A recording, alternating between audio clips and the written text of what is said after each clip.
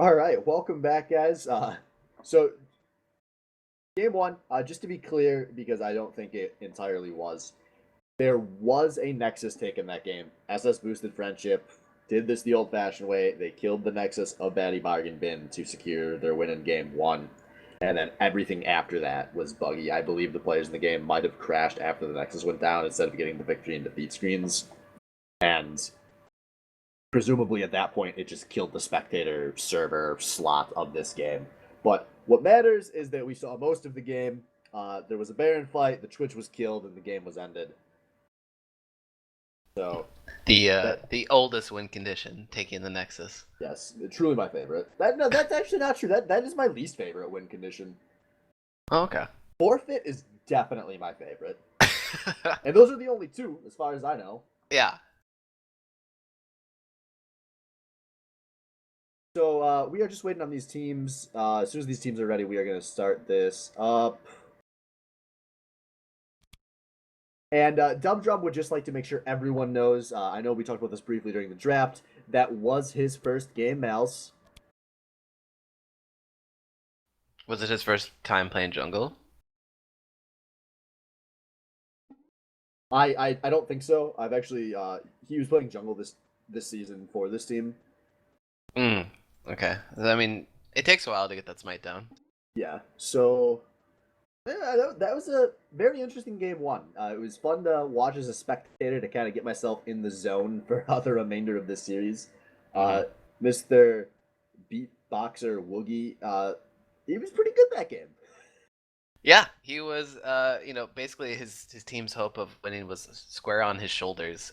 He had a lot of good plays. He had a good roam down bot and ambushed Caitlyn, who was pushing a little too far forward. He had a sick spray and pray 5-man at his tier 2 in mid as well. Overall, he played really solid. There was just that one sort of turning team fight where he got Mel's ulted when they were going in onto a dragon, at least into the river. So it probably shouldn't have happened with that kind of frontline protection, but that's all they could do, really. Well played out of boosted friendship, though. Let's talk about Thor for a second, because he went totally off in that game. Yeah, and it's not like he was up against, some shit tier mid laner. He was up against Blabuer, who we spent all of pregame talking about how Blabuer needed to carry this team, and Thor absolutely shut him down. Just awesome game out of Thor.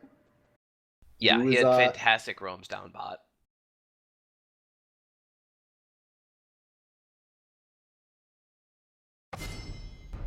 So curious to see how these bans change going into game two. I do not expect this to be the MSI finals. I think we are going to see a completely different draft here.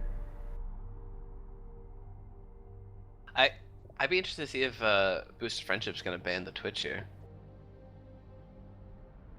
I think it might be a smart move, honestly. I absolutely would. That Twitch completely went off. To be blunt, it didn't look like Avalite knew how to play around Twitch being on the map. And when only one person on the enemy team played well, take away their champ. Like,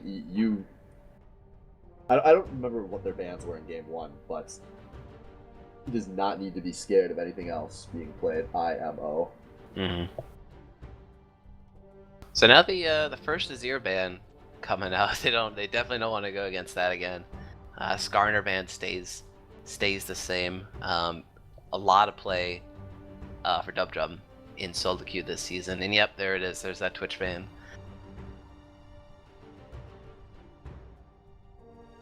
Yeah, that's just smart. This is a best of 5. You've already got the one game advantage. You can give away one of those other bans and see if you can play around it, because they weren't super, frightening picks they had to take away. Yep, and yeah, they don't want to give that first pick Malzahar over to Batty Bargain Bin.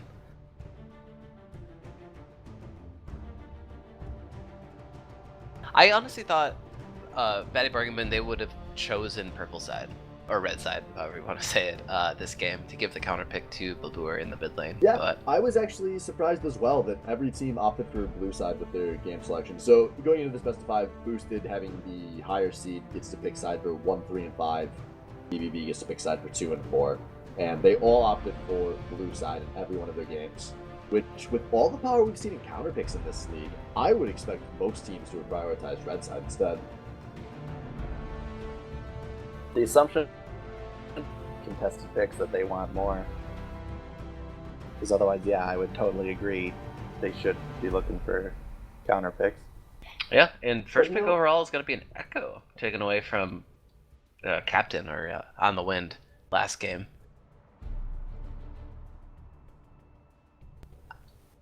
And I think we have seen Madam Stripe play Echo this season, right? I believe it was in the last week, wasn't it? The last regular week. It was either the last week. It might have been the second to last week. I remember because he played at the game after Scotch and I had played him, and we were cracking jokes the entire game about how he was a better Echo than Scotch, even though we'd spent all season making fun of how bad Strip had been. So we'll see if he's still a better Echo than Scotch. Yeah.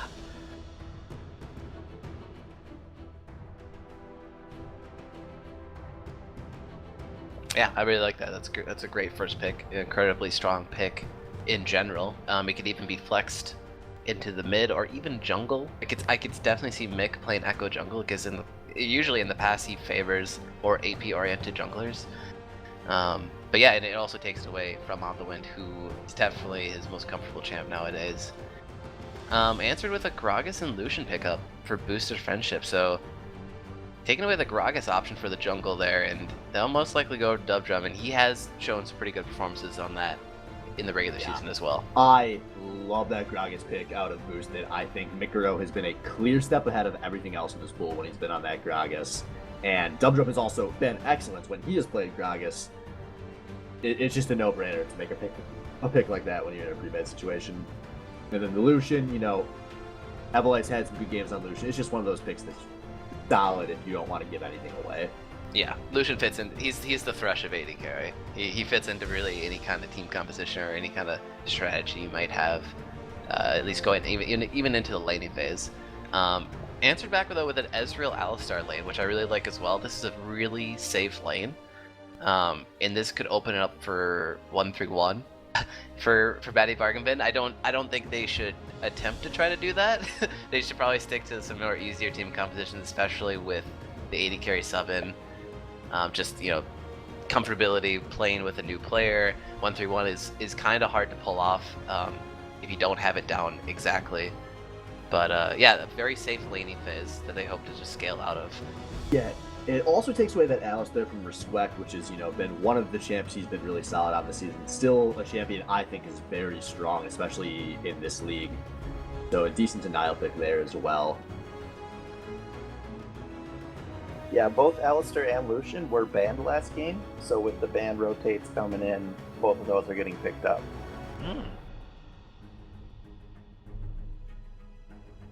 So cutting back to Boosted, we got Maokai and Morgana going with oh my goodness.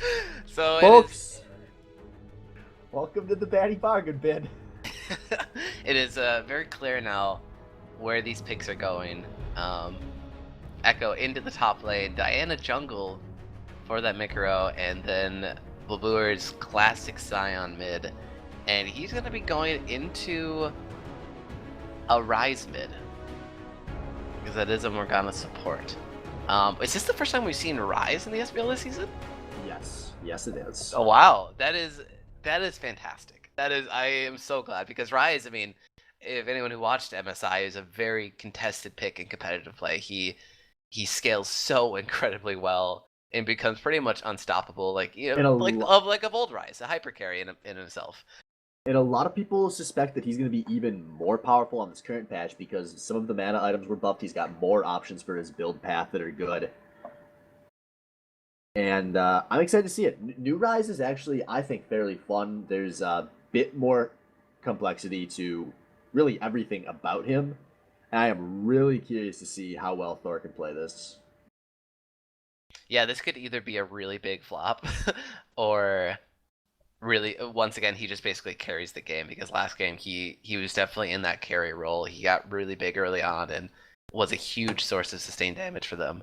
And he's playing that same sustained damage threat actually. Now that you bring it up, yeah, like he's known to play Corki, Azir, and now Rise, all like very sustained damage. Not really Absolutely. bursty, not assassins. Yeah, no, that has been what's worked best for Boosted is when Thor and Evelite are able to just put out a lot of damage over a team fight. And a solid pick. Thor does switch to teleport at the last second, which is good. Yeah. So we'll see quadruple teleport in this game, which is something I've really come to appreciate this season so far. Yep. And yeah, definitely this comes down to the mid lane again for me. And just as a refresher for anyone that may have forgotten about Blabuer's mid lane Scion, this is not a cheese pick. This is something he is fully confident that it is legitimately powerful. He's very comfortable on. In ranked this season, he has pretty much an equal number of games between Vel'Koz and Scion, to put things in perspective. So this is something he plays a lot in a lot of different situations. And we've seen him had, some good games and some bad games in the SBL on it. Yeah. Yeah, and usually cheese picks are... It becomes blatantly obvious that they're cheese picks because they are so inconsistent.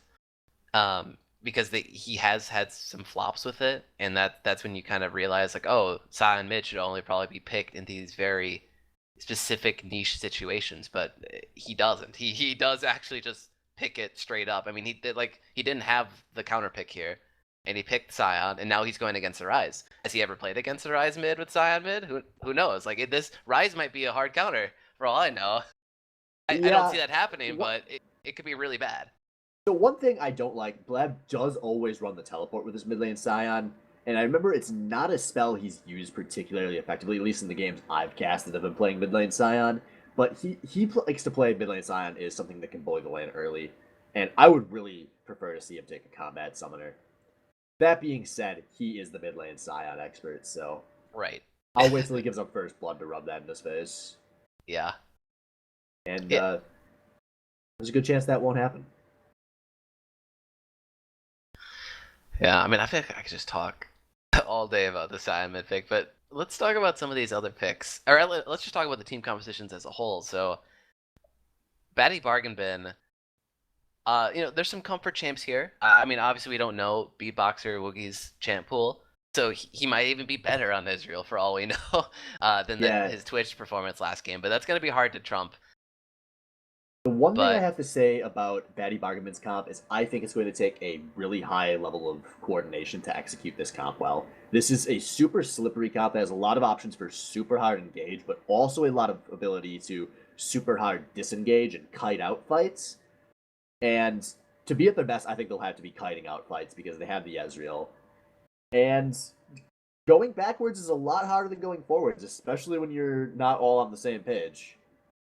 Yes, that is very, very true. Hard engaged compositions or compositions that want to go all in are inherently a lot easier, obviously, because y'all just sync up and press your big abilities and things happen. People die.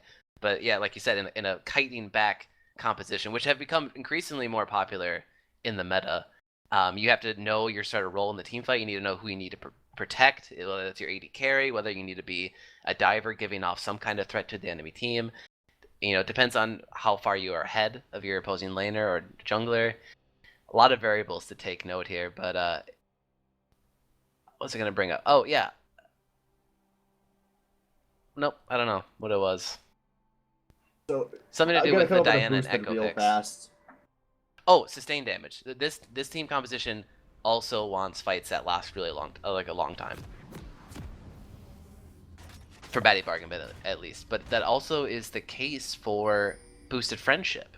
They have a lot more burst, though, like up front, like hard CC with the Maokai. A Gragas ult can start the fight off a lot easier, and then they could sort of chain that into a Morgana ult. But I think over the course of a fight, Batty Bargain Bin's composition does just way more damage. Yeah, if a normal both teams run at each other kind of fight occurs, I think that Boosted will win. But there are so many extra tools on Bargain Bin's team comp to just create outplays. And being able to create outplays out of thin air is one of the most valuable skills in League of Legends. So I'm excited to see how this one goes. I hope this is close to even around these first early fights. Yeah. One other thing I actually want to note about the Scion mid, because we always go back to that. This is actually a pick that presumably should be stronger on the current patch, since early Dragons and early Rift Heralds are going to be more of a thing. He's gonna, have a leg up when he wants to choo-choo charge. Oh, man. Nope, that... So, the problem with this is, you want to know how much early games the CC they have? Alistair. Alistair, yeah, and I don't think he was willing to flash Pulverize onto... Probably not when he's just going to counter flash over that wall, most likely. Yeah. It's so disappointing. Trade the flashes, be a man. Yeah, so fairly defensive start here from both teams. Gonna start off. Actually, so Dubdrum is opting to start on that top side there. And did he get some help from Captain? Oh, we were saplings. Yeah, he got a little bit of help. Yeah, we're laid down. Yeah, and that's it. Oh, nice snare on the... No follow from Double Life. That is, though... So, one thing that changed on this patch 6.9 is that EXP in the jungle now only goes to whoever got the killing blows. There is no shared EXP whatsoever. So, there could be some new strategies for leashing, because as long as you don't get the kill, you don't have to worry about if you were close when it died or whatnot. Ooh, lots of damage coming out bot lane. Which I think a lot of players forgot about, and I was just reminded today when the new patch came out. Someone brought that up, and everyone on the Reddit thread was like, "Wait, what?"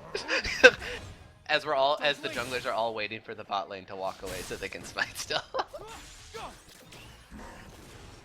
Well, there's a lot of good trading going down in that bottom lane. That was actually really good from both of those duo bots. Well played by the BBB bot lane, because they are at Ignite disadvantage, so the fact they were able to win that early trade is really huge. Yeah. Missing the Mystic shot there, but B-Boxer Woogie goes in and still lays a considerable amount of damage down into Lieutenant, and look at this, he's just getting a bunch of damage for free. Misses another Mystic shot though, so that's going to add up, and he's going to get a bind into the face. Phil Destiny trying to get a range for Pulverize, and won't be enough, but yeah, like you said, this is remarkable that this Ezreal Alistar lane actually just bullied out Lucian Morgana. That is fantastic. Lucian Morgana is so strong at level 2, and they have Ignite advantage. Oh, goes in for another combo here, but Dubdrum was waiting in the river. Bind goes on to Phil Destiny. The flash body slam comes in, and now Dubdrum's really low with double bump. Reboxer Woogie, he's almost gonna get the kill, but the summoner heal came out to try to save him, but it's not gonna be enough. First blood going over to the substitute carry. These are just straight up outplays, massive outplays, and yeah, you earned that champion mastery, my man. Hit that as much as you want. Oh, Captain now going down super low. He has to flash out, and Madam Stripe is now just taking over this lane here. Mikaro double buffs. He's coming up into the top lane. I don't see Spectator. When you got to trust directed camera. If there was going to be a kill, it would have stayed. That's how it works. Oh, and now they're going in for the dive. Madam Stripe takes the aggro, and he flashes out in a clean tower dive, actually. And the kill was rewarded over to Mikaro. So two early kills. But that was a flashy tower dive they went for. Super dangerous, but they executed that well, and they get a reward on Diana, who, as we saw 2 weeks ago when Kragan played it, very snowbally champ. Obviously going to be happy with an early kill more than a lot of champs in this game would be. Yeah, and I mean, that's totally fine too, especially like in this meta where usually your top laner is sort of this like late game scaling tank. Like Echo doesn't need that. He just needed to be able to stay in lane and come back with some tanky stats, which he does. He comes back with the health crystal, but for Mikaro to get really big right now, I think is really good for their team composition. Yeah, absolutely. And early dragons are now an option. We're going to be looking at, by the time he returns to lane, about a 2-wave lead already for Beatboxer Woogie. That's a lot of creeps, in addition to the kill, to be up at 5 minutes into a game. This is huge, yeah. This spot lane is definitely taking a turn for the worse. He's already up 650 gold. Choosing you for the Phage, probably looking for more fights rather than a tier start. Yeah, that's true. We do not see that, but he could be going for the Trinity Force rush Ezreal here, which, back in the day was how everyone played Ezreal. Ezreal actually can have a very strong power spike early in the game if you opt to build him that way. Yeah. And it's also weird too because usually in the past when Trinity Force Ezreal was a thing, coming back with the Sheen early in lane meant a lot more damage. But he goes with the Phage instead, which actually I think might be better with the movement speed, because he can proc that passive rage and then like dodge the bindings a lot easier. Yeah, and he may even just be reacting to how this lane has been playing out so far. He has been on the chase in almost every trade that's occurred, and Phage is going to help with that. Yeah, the 200 health exactly helps with that, all that concentrating. Diana Mikro now coming to the bottom lane. Headbutt Pulverize lands onto Medic, but the Black Shield was way too late, and he has to flash out, but he might go down here still, and he does. The Chilling Smite finishes him off, so 2 kills now for Mikro. This is super depressing out of Respect. Did not get a Black Shield there on a combo. I would expect him to have the reaction speed to Black Shield. If you're going to play the Morgana, you have to be able to land those Black Shields, especially when you're trying to gun for the title of best support in the league. Yeah. There's just that feels bad, man. Like Respect definitely has to feel like he definitely misplayed there because he definitely needed to hit that Black Shield. And I've gotten the impression Respect could be a bit of a tilter as well. So we'll see if that gets to him, because they are looking at such a huge deficit, and this could be a Fire Dragon going nice and early to Fatty Bargain Bin. God, all of these champions power up so well with more AP or AD, especially AP in this composition. Yeah, we will try to be on top of calling out what the Dragon status is, given that Riot didn't even think to include that in their spectator clients. Yep. Thanks, Riot. Which the next one is Win. Okay.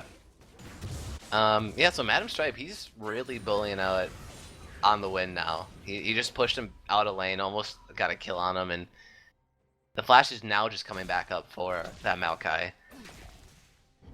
He's going to get a lot of tower damage here and deny tons of experience. Huge wave that's going to be denied.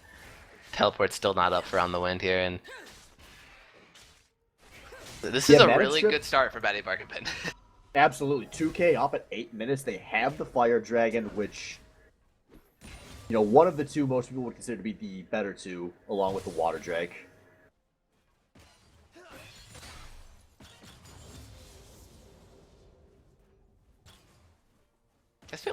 Veil Destiny has gone back at least once or twice, right? And oh, here Babuer's coming in with the Scion ult, and it's coming in, and Black Shield, it goes down into Lieutenant, so he's going to be able to block the knock-up, and he does get an Ezreal onto the backside, and a lot of Mystic Shot damage coming into the Morgana. But it looks like Rising Gragas here are in the river. They see Blab rotating back into the mid lane, and he's going to get stuck into the Dragon Pit. I think he might have to blow Flash here, and yes, he did it over the Dragon Wall.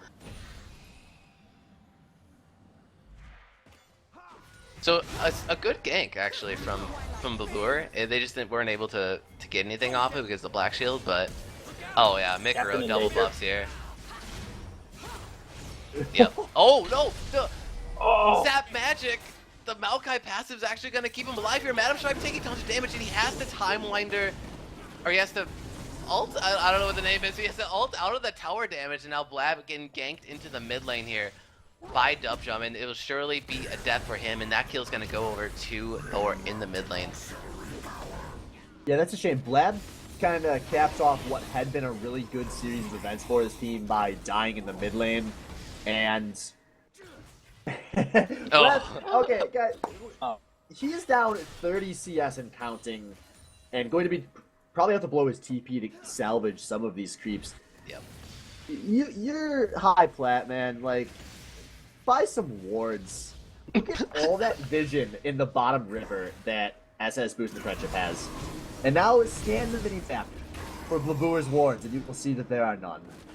Yep. Now Mikro comes in onto this mid lane here. The Q lands and teleport was channeled, but then it's canceled by On the Wind. That was a good cancel by On the Wind. Yeah. He didn't actually need to leave there because BBB completely disengaged as soon as that teleport started coming through.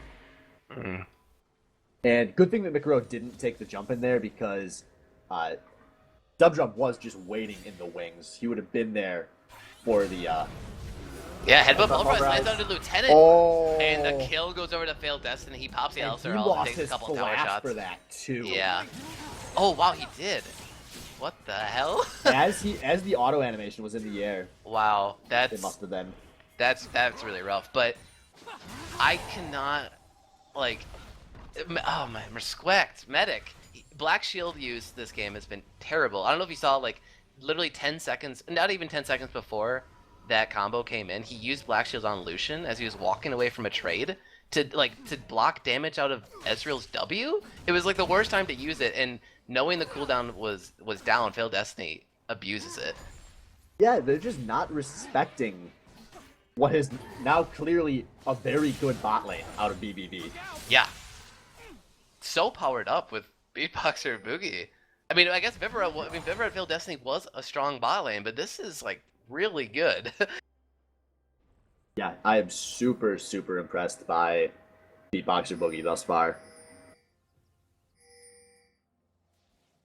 And really, Blap going back into the start. mid lane here, and he's gonna get caught out by Dubdrum. Flash Body Slam comes in, and he's gonna use his ult for a very short disengage here. And the Gragas ult comes in, knocks him into the wall, but not over the wall.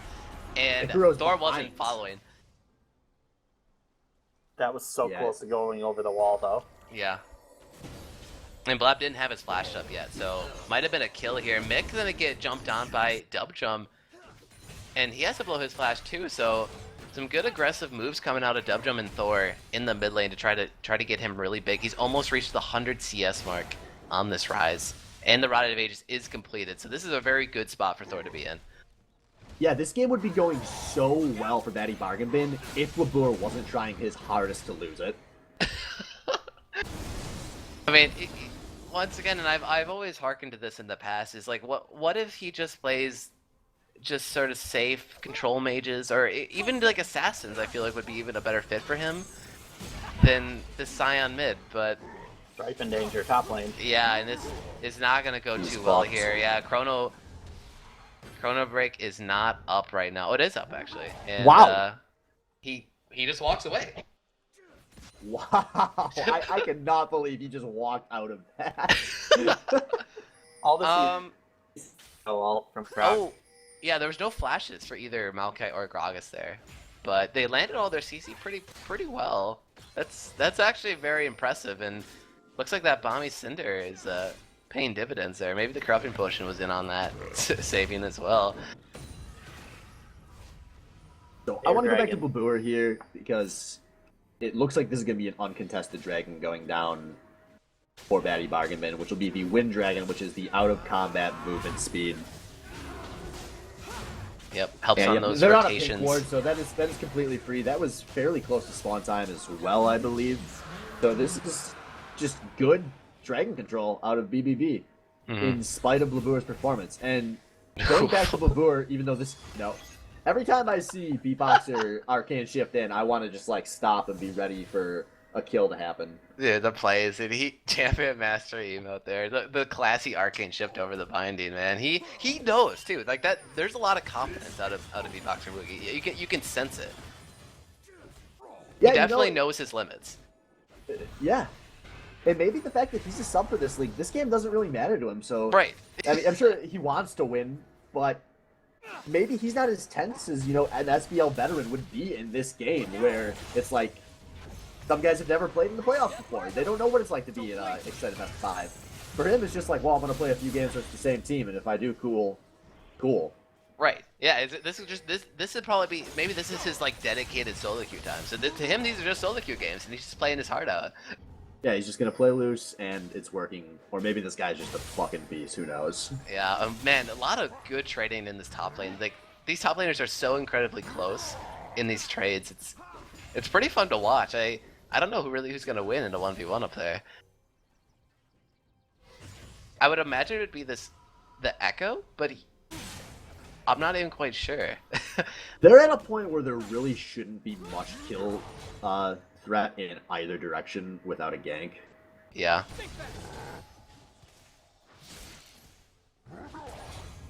Yeah, and on the wind, SSB captain, he's been pushed into this top tower almost constantly.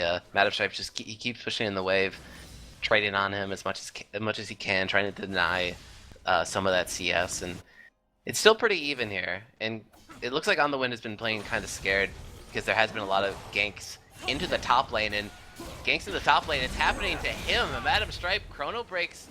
And he actually doesn't chrono break back. He actually gets the double stun, parallel conversions, and the dub drum messes up the Grog Assault and saves Madam Stripe. Still has his ultimate up, and Mikro's going in on this. But Thor comes in to finish off the kill, and Mick, he is trapped under his tower. 3 members of SS Booster Friendship, they're looking for the dive here when the wave comes in. He just has to buy 25 seconds for Strip to TP in. Yeah. I don't think that's going to happen, though. Ebba Pulverize goes in onto Lucian here, and Mikro, he's going to try to do his best to stay under this tower alive, but Captain goes in, maybe a little too deep, and he finishes him off and gets the kill onto him, but the shutdown coming in for Thor, and now the Morgana ult channels, but it's not going to be enough. Beatboxer, he's got to pick up another kill for himself in this bottom lane that is going so horribly for this boosted lineup. Yeah, just once again a series of outplays. Mikro manages to trade the kill in top lane, and why was Seaman still there? Yeah. Oh! Dub he job. flashes out, but that is still. Yeah. Oh my goodness! Oh, look at this dive. This is so well coordinated. But Madam Stripe, he picks up the kill on the dub jump. He was trying to recall behind this tower, and Madam Stripe smells him out. Now Captain comes back into lane, and Parallel Convergence misses, and Madam Stripe's gonna try to run for his life here. Gonna try to get out, and he definitely will. And oh man, boosted are tilting. Boosted are tilting. You haven't hit a single black shield on an Alistair combo this entire game. Oh man. My god. I want to give another shout out to this beatboxer, even though we've been pretty much slobbing his knob for the past hour and a half. This guy is good, and he brought his own fucking cheer squad. This guy has more guys rooting for him than anyone not named Waifu Superstar. Like, that's awesome. I don't know this guy, but I like him. Yeah. This is good. Wow, a lot of good friendly smack talk coming in here. I think this is too real for Respect. I think he is completely tilted right now because he has been worthless this game. Yep. And look at this, like I said, it doesn't matter to Boogie that he lost. He went 11-3. He's like, I looked cool on stream, man. He knows it. There's a lot of mind games going on right now, and I think Respect's on the losing end of the, his mind, losing his mind here. I would be very interested to hear what the boosted comms sound like right now, because if I was on that team, I would just be not too politely telling Respect just to shut up and play the game, because Thor is gigantic right now. He is so ridiculously far ahead of Blabour. He is up, Jesus, 1,600 gold on Blabour. It's right. It's like one of the best hyper carry mages in the entire game. Yeah. Once again, it happened last game too. So either Thor's playing the series of his life right now, or Batty Bargain Bin, and mainly Blabour, is just not either respecting him or just getting outplayed in this mid lane. Like, you can't let this happen 2 games in a row. No, this might be the downfall for Batty Bargain Bin. A giant Rise can single-handedly carry this game for boosted. Yeah, this is going to be a really interesting kind of power tug between the two teams here. Ooh, Grogasol just try to disengage and push off the Batty Bargain Bin lineup onto this tower, and the tower is so low, it has 28 health. There's no way that this survives at all. Yeah, and the tower will go over. Second one of the game going over to Batty Bargain Bin, so a much better early game than last. Oh man, yeah, and they have that on lockdown. They have Dragon priority this game. Water Dragon coming up too. Be the third Dragon of the game. I think there's gonna be a fight here. Oh, failed Destiny. He gets caught out. He has to pop the Alistar ult really early here. A lot of damage going in on him, but only down to half health. But that is a very big cooldown to have down, and maybe at an impending team fight. But neither top laner has a teleport available, so they know exactly what they're dealing with. Alistar, even without the ult, could still do something in this choke point here. Same with Blabour, who is doing a good job of zoning. Yeah, so another Dragon, third one of the game, going over to Batty Bargain Bin. They're trying to collect them all. Is that mountain or fire? That's fire. That was Another a water fire dragon. That was no, water. the next one. Oh, yes.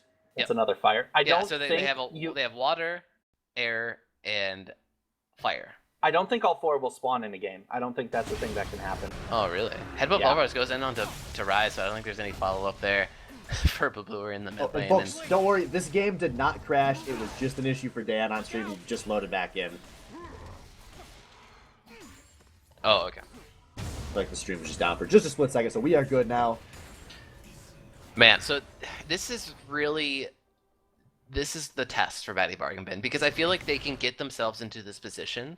It's a matter of where they take the game now. They are in the driver's seat. They're up nearly 4K. They have 2 of the outer towers down, and nearly the top one if Madam Shai keeps doing his job here. There's only one person fed on this boosted lineup. He has all 3 kills. Thor with 3 kills on his Rise. They need to make it a priority to try to get this last outer tower and either make some kind of play onto a tower. They can tower dive very easily with Alistar, or they can just keep waiting out these dragons and neutral objectives and just sort of like farm those out and get to that late game and just become that much stronger. I think the playbook is entirely open for Batty Bargain Bin. One thing I want to note is they are in such a good position to siege if they opt to. And this is the kind of scenario where a lot of teams with poor shot calling normally would go for a siege regardless of, like, comp. They're just like, oh, we're kind of ahead. I don't know. Yeah, let's just group mid and push. And, Captain Ooh, yeah, is failed deep Destiny. here. Headbutts Rise out of the fight, and it's going to be a 3v3 in this top lane. Grogazol knocks B-Box Nice and true Woogie out of shot. the fight, but the Ezreal ult still comes in and connects Oh, onto they're all all 3. gonna get Mick pulled. going in, he's trying to pick up Dove Jump on the backside, but he's going to get out with all of his, or just none of his health actually. The exhaust There's goes Babua. down onto Maokai, and now comes Babua with the Cyano. He picks up his first kill of the game, and 2 low members for Boosted Friendship, and they're zoned off this tower. And that was so close to being a complete disaster for SS Boosted Friendship. Just a few more autos or a few less good flashes, and that would have been an easy 3-for-0, but still a kill and the final tier 1 tower going to go down. And this opens up that playbook even more than I was just about to say. But Yeah. like I said, this is the kind of lead where a lot of teams that don't know what to do are just like, let's just group and see if we can siege. But they have the picks to siege with a big Ezreal and a lot of disengage. Oh man, the binding goes on to B-Box or Boogie. Tower goes down and it will be destroyed. And now they're going on to Dove Jump, and he's caught up in the middle of the Batty Bargain Bin lineup. And B-Box or Boogie, he arcade shifts over the wall, and he's trying to deal the damage onto Medic, but he will get out. Black Shield is still up, and B-Box or Boogie, he tries to flash over the wall and pick up the cheese kill onto Respect for even more. That was only about 120 degrees away from being a total map life. Yeah. Oh, Actually, man. that was probably closer to like 40, but still a great series of plays out of Triple B here. They pick up 2 kills and 2 towers over that last 2.5 minutes or so. Yeah, and look at this. And a Look at good this position to get crisp, damage on clean mid lane. rotation into the mid lane. There's nothing this Boosted Friendship can do right now, and the Crucial Advance comes into the back line, but all of Batty Bargain Bin, they're grouped up. They're trying to take this down as a team. Maokai is now stuck into the parallel convergence, and a lot of damage is coming out, but Lieutenant is in the back line. He's dealing the damage Oh, on this man. Lucian, trying to save his team here, but it won't be enough. B-Boxer's going to pick up another kill. Lieutenant answers back, though, with a kill onto Balboor, and the double kill for him, and some low members for Boosted Friendship. They might have to give up some damage on this inhib tower. This Maybe is not. so bad for the SS Boosted Friendship. That was the comeback fight. They had Maokai on a deep flank. Every single member of BBB was down resources, whether it was mana or ult cooldowns, and they were all sitting on a mountain of gold because they had just been taking so many towers. That was the like textbook situation where somebody sticks around too long, Yeah. and you're able to pick them off in a fight for it. Oh, Thor with the home guard teleport Rise play. That is so devastating. That is literally what nightmares are made out of right there. But Thor had to respect Fog of War because there was no warning because Boosted Friendship hasn't been able to get past the river all game. Yeah. So even though Mikiro would have died there if Thor chased, Thor didn't know that, and he wasn't willing to take that risk. Yeah, I mean, it's kind of a gamble. You can make an assumption that all of the Batty Bargain Bin team just recalled because they did just take 3 towers in a row. So, yeah, it's risky, though. Yeah, because what if they didn't recall? What if they actually were in that jungle side? Then you give up your kill another big death timer. Baron is up. That could have just snowballed the game totally out of control. So we've got so heads up 50 play. seconds until Dragon here. So just a refresher, it is 3-0 in favor of Triple B here. They have one stack of Fire Dragon, Water Dragon, and Wind Dragon, and this fourth dragon spawning is going to be another Fire Dragon, which will just be so devastating for this team that's currently up 7,000 gold. Yeah. Make that 8,000s. Yeah, dude, Boosted they have not gotten a tower this game, and then I don't see them getting a tower for a very long time. They're pushed way far back into this map.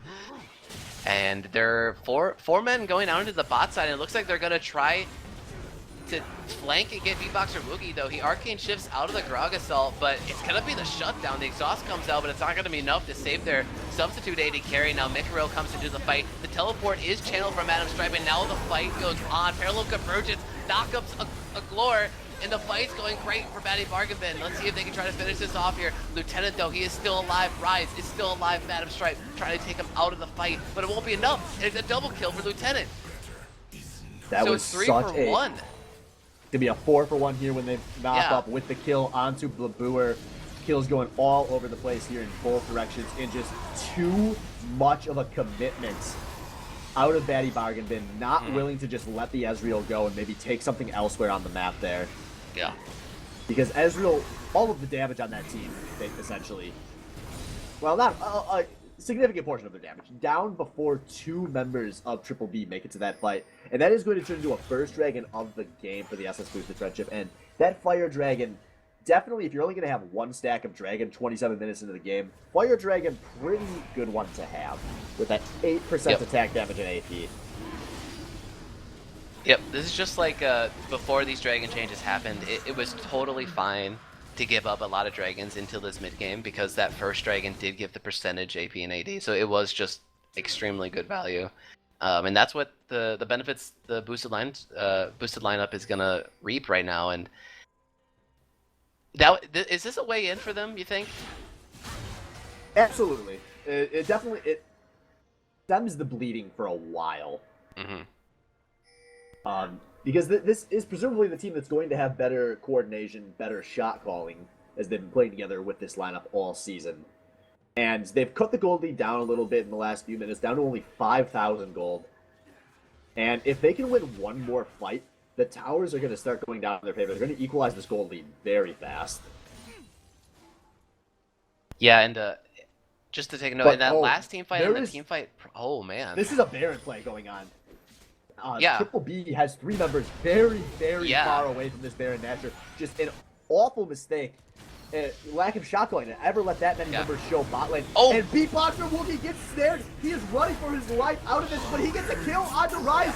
He's still alive. He finally goes down. And now so much stunning and knocking up. I don't know what the hell is going on, but everyone's dying. Oh man, Batty Barkman. I think they're going to come out on top on this, and Captain and Medic are the only remaining members for the boosted lineup, and they are going to go down double kill for Mikaro. And yeah, I don't think Captain's going to get out of this one. Flash is already down, and there you go. There's the 8. So close to what happened in that last team fight in the bot lane, but the reverse. SS Boosted Friendship blew so many resources to get to the Ezreal in this fight, and in the last fight, that meant that Batty Bargain was almost able to win that fight afterwards. This time they do, and they're going to get the Baron Nasher, the best buff in the entire game, with a comp that will love to lay down a siege onto the Boosted Friendship. Yeah, it is so remarkable that so much was used on the Ezreal, and he kept staying alive until the very end there. Like one of the last shots of the calling got him on the backside, but an amazing job actually of Blabuer and Failed Destiny, because they basically came in and tanked a bunch of damage after B-Box or Boogie got caught there, and it gave enough time for his team to finish up or like get to the Baron pit. Yeah, that fight just kind of went back to my rule 1 of League of Legends. When in doubt, just try to hit as many champions with your moves as possible. And there were so many 3-man stuns, 3-man knockups occurring in that fight. It was just very chaotic. Yeah, and I mean, I thought it was going to be Ezreal getting deleted from the map because he actually got in range of Ryze's Rune Prison, and once you Yeah. get Rune Prisoned, usually you're just locked up until you die. He's not entirely respecting Thor Odinson in this game, and No. that Yeah. could definitely come back to bite them. But they're about Because to he's set still up a siege in this so mid lane. incredibly strong there. He has the Void Staff now. I mean, he is such a huge damage threat, and now Lucian is also in a pretty good spot, and he's actually has that cool meta build now with the Black Cleaver and Ghostblade that's becoming a lot more popular these days. It does a lot more damage to the tanky front line here, and the fight's gonna happen, but the tower goes down. Captain twists the advance onto a target to try to save his fight. Mikro with a good pull-in onto Diana, but he's gonna go down. First one for Betty Bargaman that's gonna go down, and B-Boxer Wookie, he's still alive, but the Ignite goes down, and he will go down here unless he can lifesteal his way out, but it won't be enough, and it doesn't matter though. All the damage threats, actually Admiral's still alive. Ryze just go down. That might be the game for Betty Bargaman. That's 5 members dead. Echo and Blabur with a Baron buff in this mid lane. No, Strip goes down. It's Blabur versus the world. 20 seconds on Medic, 25 on Dubdrum, 20 on Lieutenant. This is going to be so close, but I don't think that he can end here. But god damn it, is he gonna try? Yeah, Medic's up in Baron 7. Canopus versus the world. Blabur has to hit his tower and fast. I don't even think he's gonna be able to take a tower here.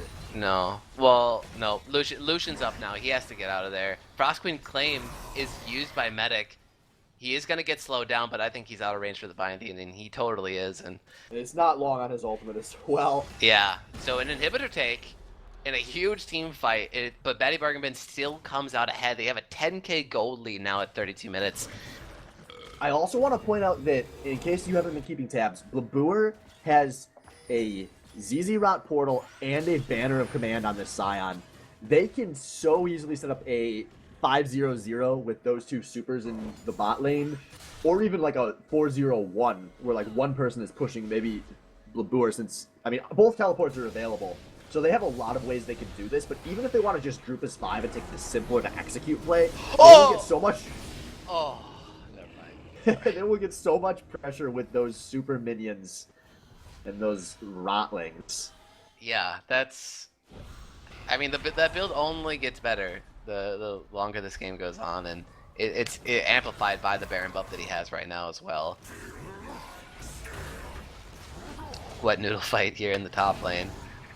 And we have 25 seconds into the dragon. I believe that is the Wind's dragon. Wait, well...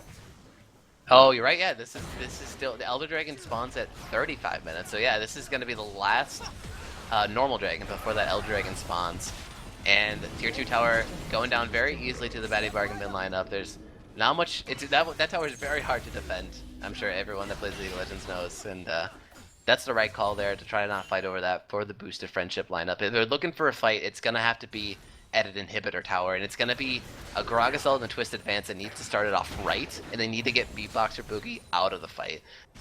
But instead, Blabur is just solo pushing down with his 2 push items, gets a ton of damage on top. Oh, Medic flashes in, he channels the Morgana ult, and Beatboxer Boogie's actually going to get caught up into it. He uses the Quicksilver, and he flashes over the wall, so he's safe, but he's out of the fight, not dealing damage. Ryze is still alive, and now Seaman coming back in with the headbutt, or with the body slam, and Parallel Convergence locks him up, and Blabur now beats his team into the bottom lane. Phil Destiny's gonna pick up the first kill of the fight here. Chrono Break comes out. Let's see if they can keep diving, and they do. Ryze goes down now.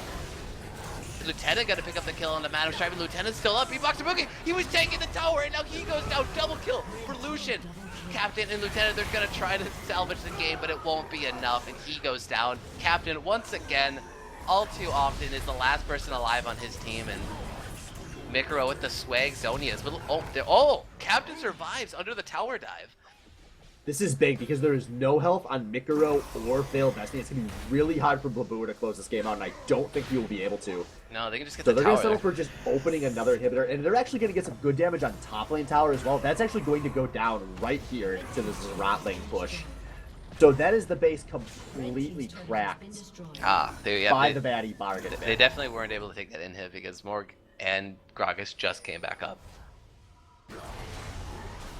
So they will presumably rush down this dragon as they come out of base, get their 4th dragon of the game, and then go win this with 3 exposed inhibitors. Yeah, it's it would be a miracle for Boosted to try to bring back this game and win it. I mean, CLG came back from a 17k deficit against RNG at MSI. I don't know. This seems very unlikely. I mean, I'm not a very faithful guy, to those of you that know me. DLG at international events uses up about 100% of the faith I am capable of. So, I think we're going to be going to a 1-1 in a moment here. Yeah.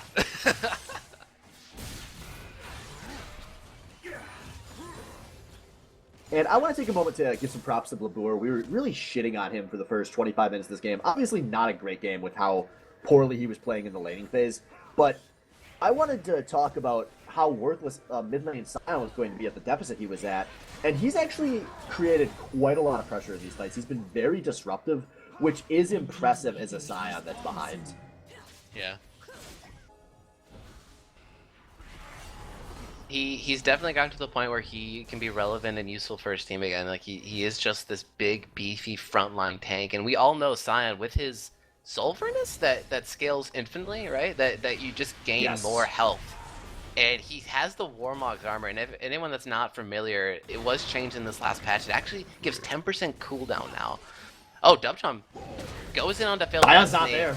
Yeah, and Sion isn't there, but there's not going to be a fight here. But Phil Destiny pops the L-Star ult. I think he was looking for an engage back in, but he doesn't find it. He had flash up and everything, but I think this is just time to delay. Backs. Yeah, and Twisted Advance goes in onto B-Boxer Woogie here, and they're actually going to try to fight this. Blur's not even there, but it's not even going to matter. Betty Bargainman, they're going to pick up the first kill of the fight, and now they're focusing all the damage onto this Maokai, and now here comes Blabur. He teleported in and then ulted in to the fight. He is godlike on this Sion mid, and the two damage threats for Boosted Friendship are running for their lives. Mystic shots are chunking, and surely that will be some kills here going over to Beatboxer Woogie, who is becoming my favorite emergency sub of all time. Well, normally when your emergency sub comes in, it doesn't go well for the team playing them. You know, other than a few odd Zedicus games last season, the emergency subs just usually lose, and they don't make it very close. And this is a playoff series where he is stepping in for one of the two star players on a team and performing up to the level that his team needed him to. Yeah. And that was Definitely just really shattering an all awesome game. expectations. Absolutely. An awesome game from Triple B there. Really, every member of that team performs. The only real question mark was early on Blabur's performance, but he completely turned it around by the end of that game. And they even up the series 1-1, and now it looks like things are going to be interesting tonight, which, when I heard emergency sub, I did not think they would be. I think we all had expectations. As analysts of the league, we all had expectations on how this best of 5 would have gone, and then they just, like, they took an even step further, more solidifying the expectations we probably had when we heard emergency sub, but that's all changed now. All right. So we're going to take a quick delay here, guys. Be about 3 minutes, and we'll be back in time for game 3. So don't touch that browser. Something Boogie Squad. Sound muted.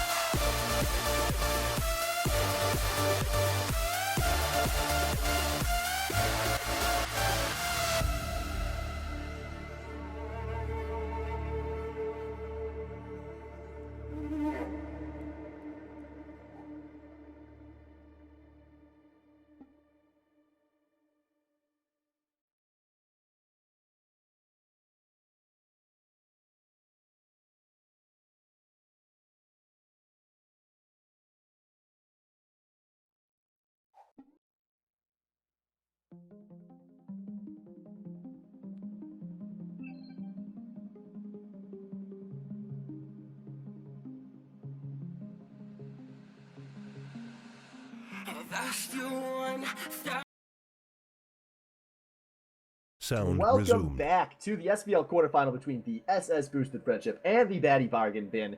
Currently tied up at 1-1 after some pretty amazing performances from something Woogie, the ADC god. And unfortunately, for all the fans he seems to have gained in the last 2 hours, this is where his story is going to come to an end, as the Batty Bargain Bin does finally have their substitute player, Mr. Coffee, available, so they are going to switch back to their actual SBL roster with, well, who knows playing what position. Going to be very interesting to see in this draft.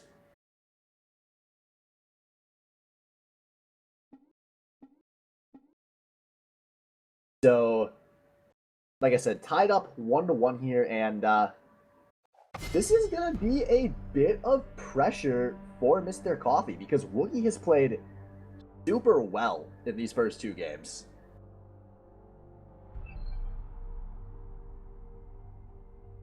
Yeah, this is a very deciding point in the series right now, and it's not even like an in-game point that needs to be decided. This is an out of game draft and team synergy point here, and to sub Coffee back in, who they have played with this season, who has been a fairly common sub. He's played at least 2 games, maybe even 3 games this season. I want to say it's been 4, maybe even 5. It was less of a substitute situation and more of an open roster competition for most of the season before they ultimately decided on Strip, which was, at the time, not a choice I agreed with. Still not sure I did, but obviously without Vivarette around, this is, the hand they're dealt.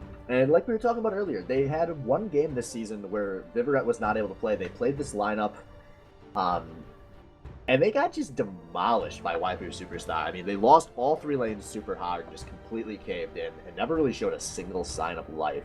So I'm curious to see if they maybe go with a different lineup than they played that game.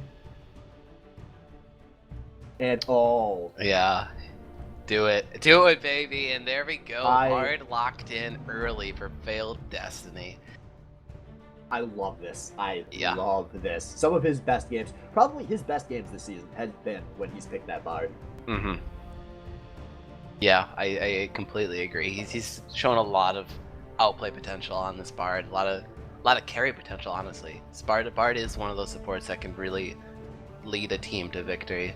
But did you already touch on the first pick, Echo? I did not. Oh, okay. That's a thing. Yeah, once again, this makes sense. This you get blue side again. This is the 3rd game, so they had the side choice, opting for the first pick for boosted friendship, and they're gonna pick Echo away, pick it for them for On the Wind. A very comfort champ for him. He won game 1 with it, so this is a great first pick overall. The question is, what are they gonna follow it up with now? The bot lane has been picked for Batty Bargain Bin, so it's essentially a bottom lane counter pick now, open for Evelite and Respect. Yeah, and they need to pick something smart. I mean, I don't know. They were a super strong laning phase with that Morgana Lucian last game, and they got absolutely dumped on. Mm-hmm. Yep, and now that Alistar wasn't, taken away, Respect maybe goes back to something he's a little more comfortable on and gets that Alistar. And Evelite gonna follow up with another one of his comfort champs, but also just a really strong pick overall in Sivir. Yeah, really curious to see how this laning phase plays out, because Sivir Alistar not going to be as strong of a 2v2 as Bard Ezreal. Bard just a phenomenal lane bully, and Ezreal has a lot of good follow through, especially in the first few levels. But we don't know who's going to be playing this AD carry. So that's going to probably determine things the most. I believe when they played this lineup last, it was Failed Destiny playing AD carry, and the fact that they picked Bard makes me think that is not going to be the case here. Ooh. I gotta not get excited. But I can get excited when he locks it in. Before, finally going to just take that next step towards becoming 50 Cent Pie and literally pick Karthus. I love it. Yeah, Well, okay, I think I can say this. Mr. Coffee will play Volibear. I don't know where he's playing Volibear, but he's playing Volibear. Yep. That is one of Coffee's favorite champions. I assume it's going to be in the jungle, which I think is... no, actually, yeah, they might be looking to... I know they had Mikro play top lane at least once this season, so maybe they're going to look to do that again. Oh, wait a minute. Wait a minute, dude. Oh my god. Please let this happen. Is this jungle cardless? No way. No way? You're saying no way to me right now? Oh, wait a second. Is there a chance that could be Mikro playing mid lane Karthus? And they're giving Zabur the counter pick in top lane. This is something we prepared for when we played this team without Vivaret. Because Mikro, he's a mid and jungle main. And this is actually quite possibly the most efficient... Yeah, Sign on top, yeah. No, wait, yeah. Volibear jungle. Sign on top, but oh my god. Of all the excitements I had, I wanted something flashier than fucking Scion. Although, for what it's worth, unless they are, which they could be, hovering Summoner's Troll, but Coffee is hovering a Teleport right now. Or, no one's hovering a Smite, so yeah, I guess they don't have their Summoners figured out yet. So we'll see if they do some last-minute trading here. But that is going to be a Scion for Blabur in one of the 2 solo lanes. Yeah. Presumably top. Let's talk about SS Boosted for a second. I want to make sure they stop trading champions before I talk about the other team. Okay. So, Kindred coming out of Dub Drum we didn't touch on, and Thor going for Lissandra in the mid lane. This is a nice, fairly meta team.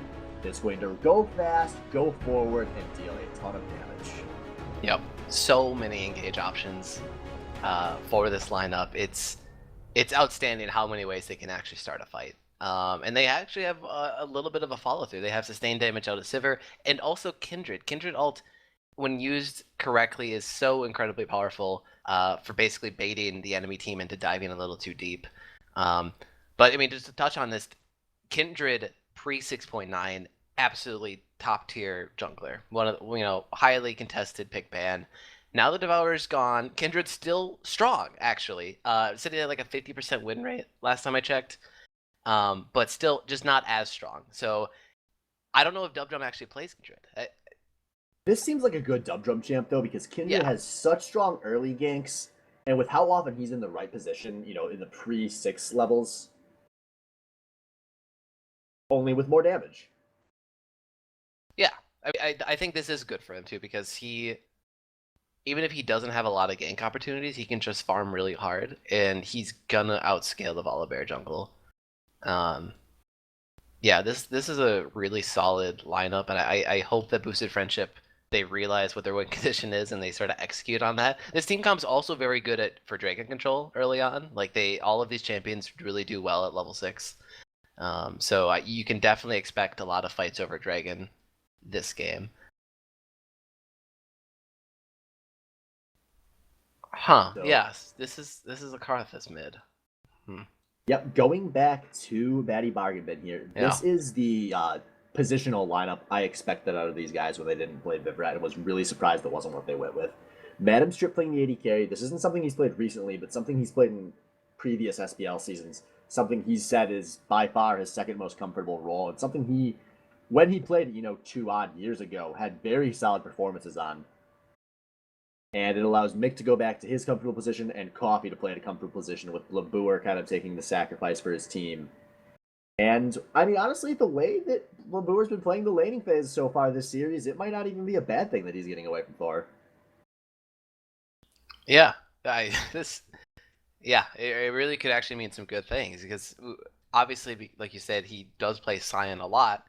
Usually he plays a mid, but I assume he has also played Sion top a great deal, and he does have a very high level of mastery on the champion. So he could actually maybe just run away with this top lane. I'm not quite sure how the Sion Echo matchup goes, but this could be the first game of the series where Blue really comes into his own and becomes the carry that his team needs. Now, especially that Beatbox Woogi's gone. And on top of that, we've seen that it's just Madam Strip, who's been just an atrocious laner this season, has been able to beat up on the wind at points. Labour is going to be a hell of a lot harder to handle, especially on an early laning phase bully like the Sion. Yeah. Yeah, and he could actually just call up Coffee all the time for tons of jungle pressure. They could really zone on the wind out of the lane and get Blab really big CS lead, and maybe save that teleport, like hit level 6 and then use basically what he did last game, go into the bot lane and ult down the lane and try to make something happen there. And with the teleport, he's able to get back to top and save it. Yep. So 2 things I want to touch on real fast before we get into this game here. First of all is that it's a double teleport versus a single teleport. The double on the side of SS Boosted Friendship. So interested to see if they manage to make any proper plays with that come late game, as that's a fairly substantial advantage in shot calling. Yes, more options. Yeah, I mean, even if you messed up one teleport, you could still have a teleport to match the other one, so you could just sort of rely on that. 1-3-1, 1-4, all these different split push compositions can work really well with a double TP. And not only that, even in the early game, this team is actually very good at just bringing 5-man bottom and doing the fuck fest and getting the double kill bot and then getting the early dragon. And the way the series has gone, that could be something that Resquect and Evelite need. This has not been their finest hour. And maybe sometimes as a shot call, you gotta realize, some guys on my team are a little tilted. Maybe I should give them a little more pressure than I think is right, just to help them get into a better mental state so they can, loosen up and start playing at the level that I know they can. Right, yeah, exactly. That being said, I don't think anyone on SS Boosted Friendships is smart enough shot caller to think like that. But the other thing I want to touch on, Mikuro Karthus. I know we've got some people watching that maybe weren't around far enough back to remember this, but Mikuro's Karthus is probably one of the all-time most banned champions in the SBL. Just something he was absolutely famous for back when he was a good player. And something that whenever he has to bust it out, usually has solid performances, if not the hyper carry level he had years ago. Yep. And oh, man. Wow. These teams are going to miss each other. They're both going to invade, and they're both... God, we were so close to a level 1 team fight. That's depressing every time that happens. Oh, but there goes Blue Brewer. Oh, come on. Back off. Go back to your blue buff. You realize no one warded it. Yeah, you gotta leave a ward in your own jungle. There's still a chance for them to come down through here. And Oh yeah, dude, this might be happening. So this is a huge knowledge advantage in favor of Batty Bargain Bin. And oh, this is so dangerous in Fog of War. They're going to that red buff, and Medic is getting gimped on. He gets knocked up. He's exhausted. He goes on a first blood onto Blaboor, and the chase coming out of Batty Bargain Bin along with the mastery emote. 2 flashes and a kill onto your star player. What an awesome start for Batty Bargain Bin. Oh man, those champion mastery emotes. Oh man. It's like respect has been tilted ever since Boogie started flashing that champion mastery. Yep. And man, if I'm boosted friendship and I was worried about my bot lane being tilted before, it didn't get any better with that level 1. No, it did not.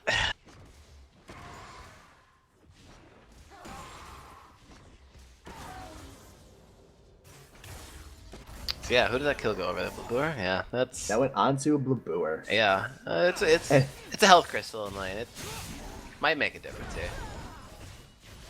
Yeah, I mean, that gives him the opportunity to go for a very early all-in if he'd like to. And on a champion that just bullies in most lanes, like we were talking about for a good minute and a half there, we expect Blaboor to have the potential to bully his lane. Now that he's got a gold lead, that should be even more opportunity to do so. That's going to be a super early Spectre's Cowl. Just opens up a lot of opportunities for Blaboor at top lane.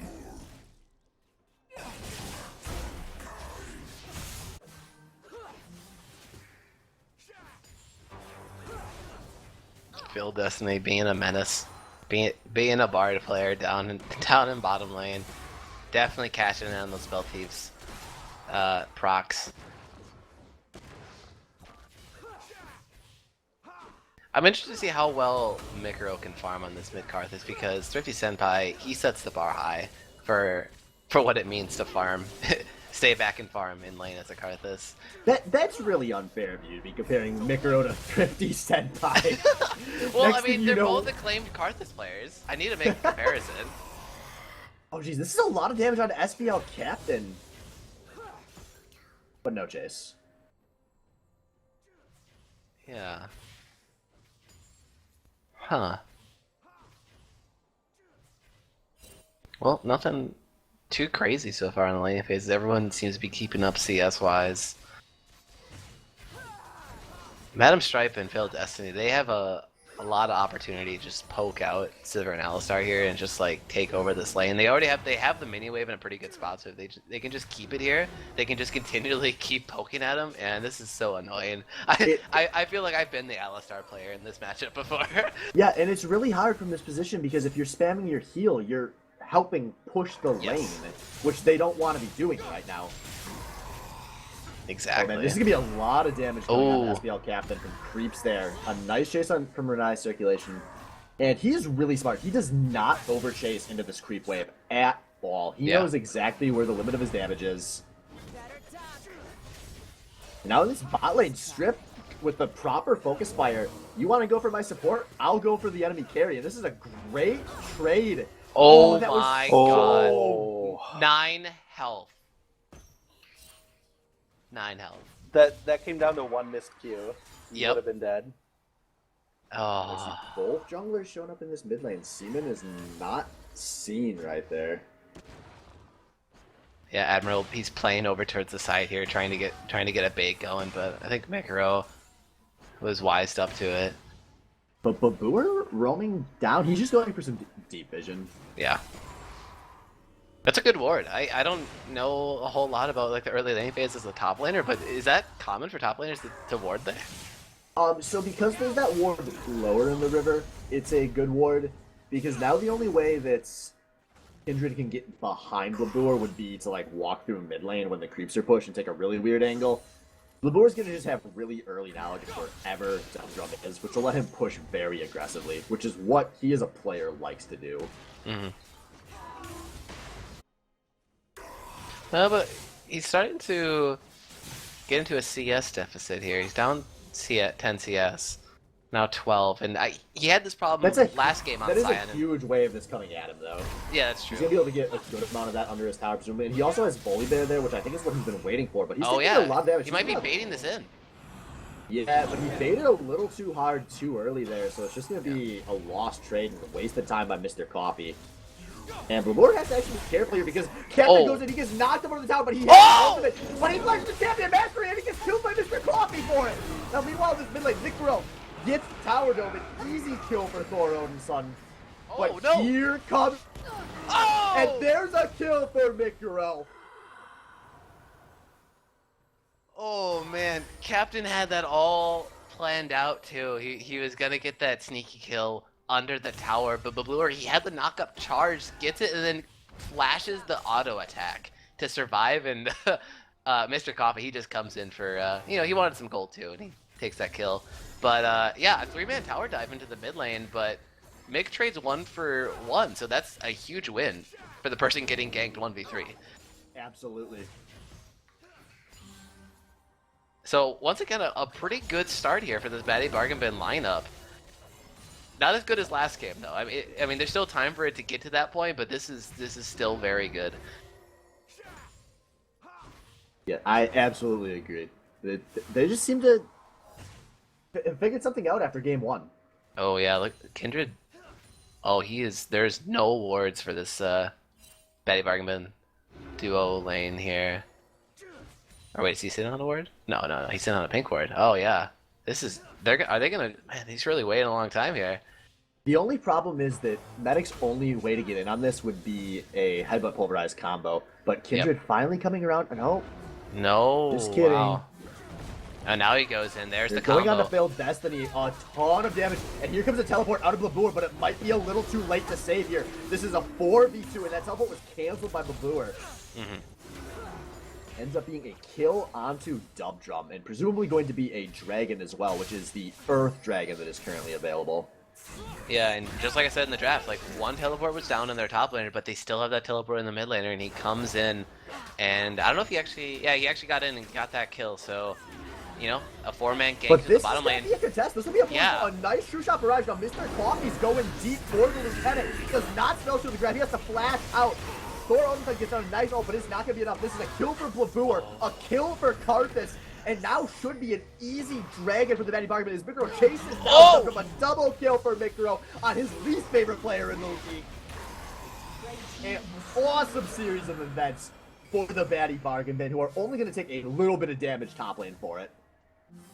That is so great for Baddie Bargain Bin. So an oversight from the Boosted Friendship team. I mean, it seems like a very common play, right? You bring your mid laner down bot, you set your jungler there, you gank, you kill support, transition over to a dragon, but Seaman, Dubdrum was really chunked out. He was already down to half health when they started that dragon, and Blabur, he had the teleport up, so he came in, ganked it really well, great Sion ult, and it was just chain CC to kill the jungler and get the dragon. So really good execution out of Baddie Bargain Bin. But this could be a big fight. Mikro is tanking this tower, and he is about to go down to Thor Odinson, getting the shutdown. Now, Failed Destiny running for his little bard life, but Kindred is going to beat Mr. Coffee there. He mental journeys through, but now he's on top of it. Take a nice flip away, gonna buy Failed Destiny some time, but a 2-man knockup out of Respect, and the tower dive going down. A kill for Lissandra, a kill for Kindred, and a nice turnaround for the SS Boosted Friendship. Oh man, I say something nice about Baddie Bargain Bin, and then they come back and overstay in the mid lane. So that's answered right back. And look, the gold lead is now in boosted, boosted territory. Yeah, man, that I don't think they really expected to lose. They were willing to give up bars there, but to have Volibear go down as well and Alistar not take his life for the tower is huge. Now they're gonna get mid lane for this too. That's so huge. That opens Yeah. this map up so much. Yeah, and now Karthus is relegated back and just farming. And I don't know if he's gonna even try to keep the lane frozen here, so he can keep farming. He doesn't have the Rod of Ages completed. He does have that tier though. But now he has to sort of farm in no man's land. He's really gankable now. He doesn't have flash on this Karthus.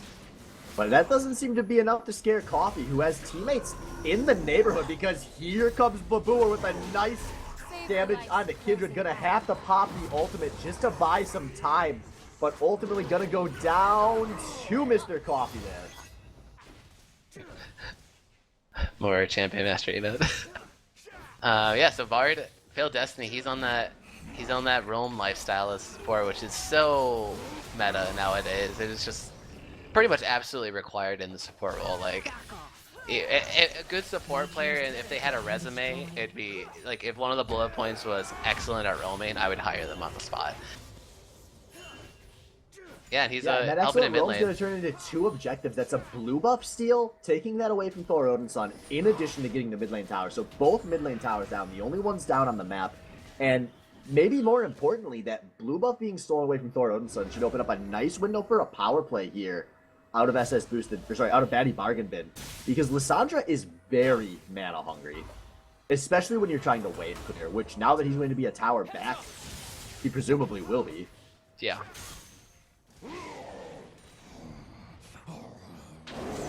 Oh, And Micro. Captain getting flipped. He's going to try to get a stun here, but a nice long-range slow, but no, what am I talking about? He's Echo. Of course he can jump out of that. Yeah.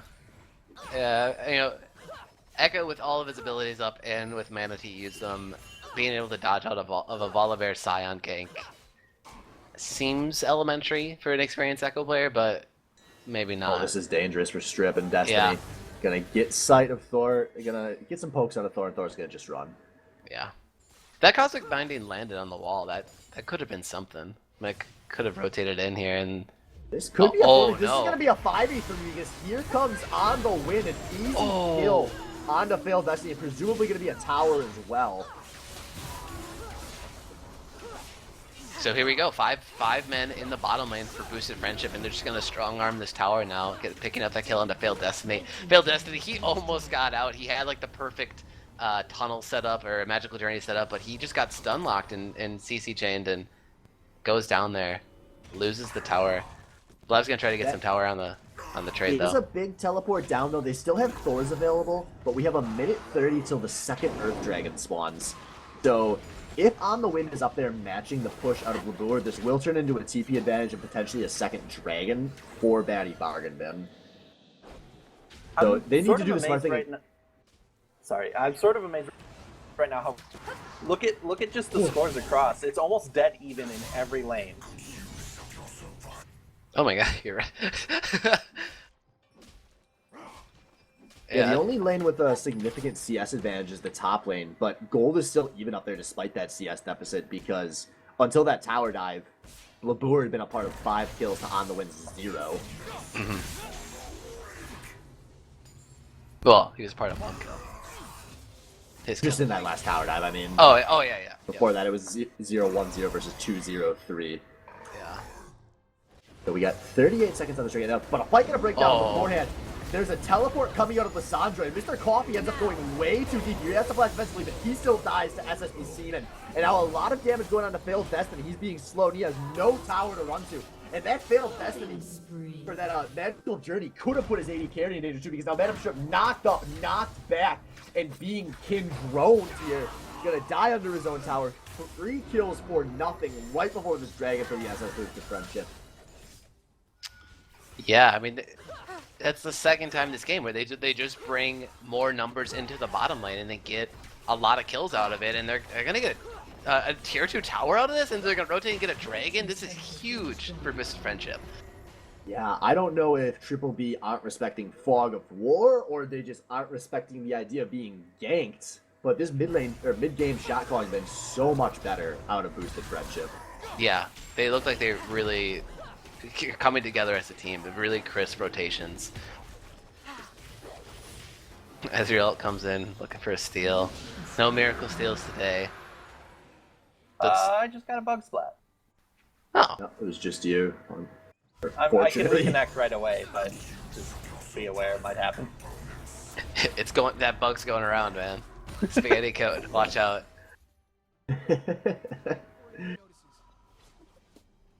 So taking a look back at these scoreboards while we have our first lull in the action. Once again this series, Thor Odinson getting fairly big. He's 4-1-2 on that Lissandra. Been using that teleport really effectively. Just really, other than Woogie, looking like the player of this series. Yeah. Oh, it looks like there could have been a pretty good scuffle, 2v2 action there in the mid lane, but it's gonna be diffused. And once again, though, I want to highlight two players. Thor on Boosted Friendship, once again having a fantastic game. Like, he is fantastic at roaming to the bottom lane and picking up kills. He really is a team player. Like, he has that in his mindset. He's always there for kills. He has very high kill participation from what I've seen. And he's in a very good spot for Lissandra at 16 minutes into the game. But to talk about the Batty Bargainman lineup, 0-4 for this failed Destiny. On the Bard, who we're hyping up in the draft about how he's still good at Bard, and he probably still is. He's still, trust me, he's still very good at Bard, but he has been maybe playing a little over-aggressive, and the bot lane has been a lot of the focus here. And he has definitely received the bad end of the stick there.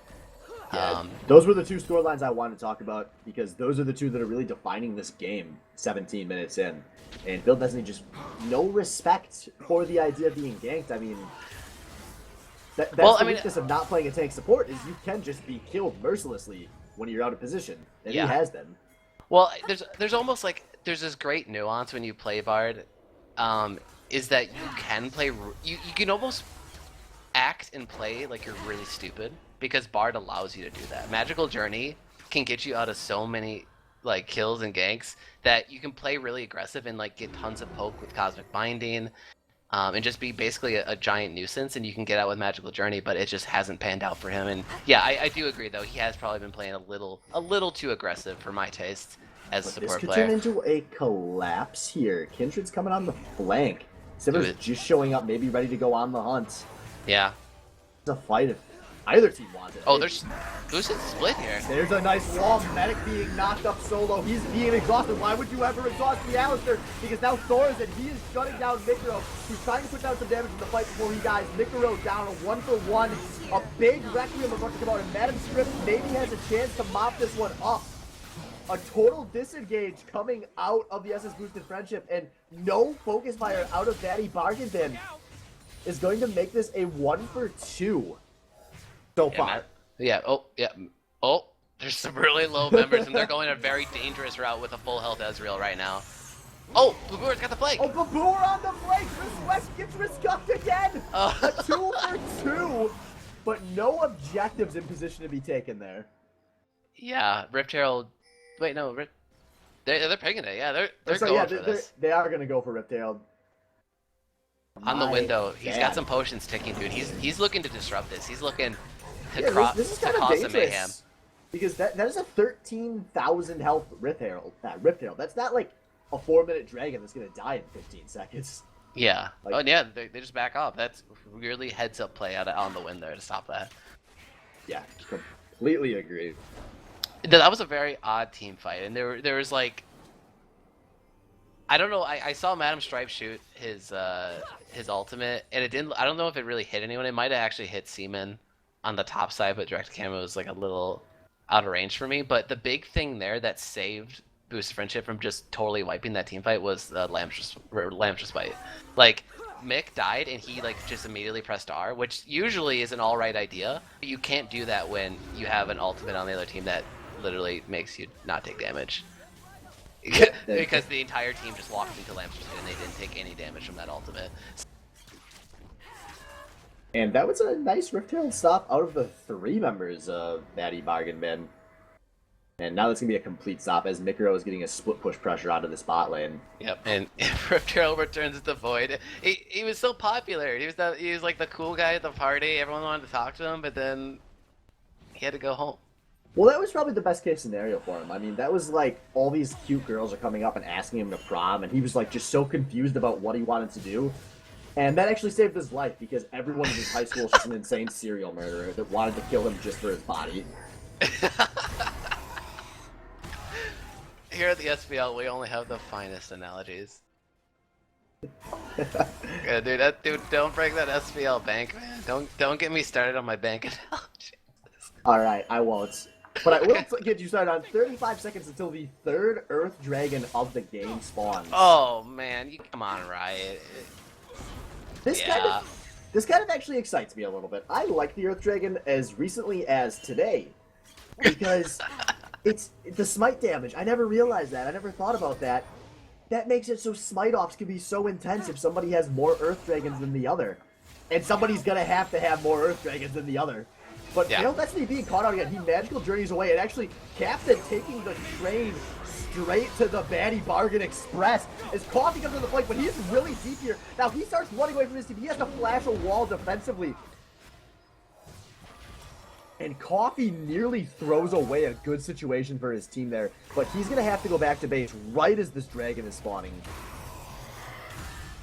Damn, that sucks. I mean, that's... maybe that's just a little inexperience out of Coffee there, but oh man.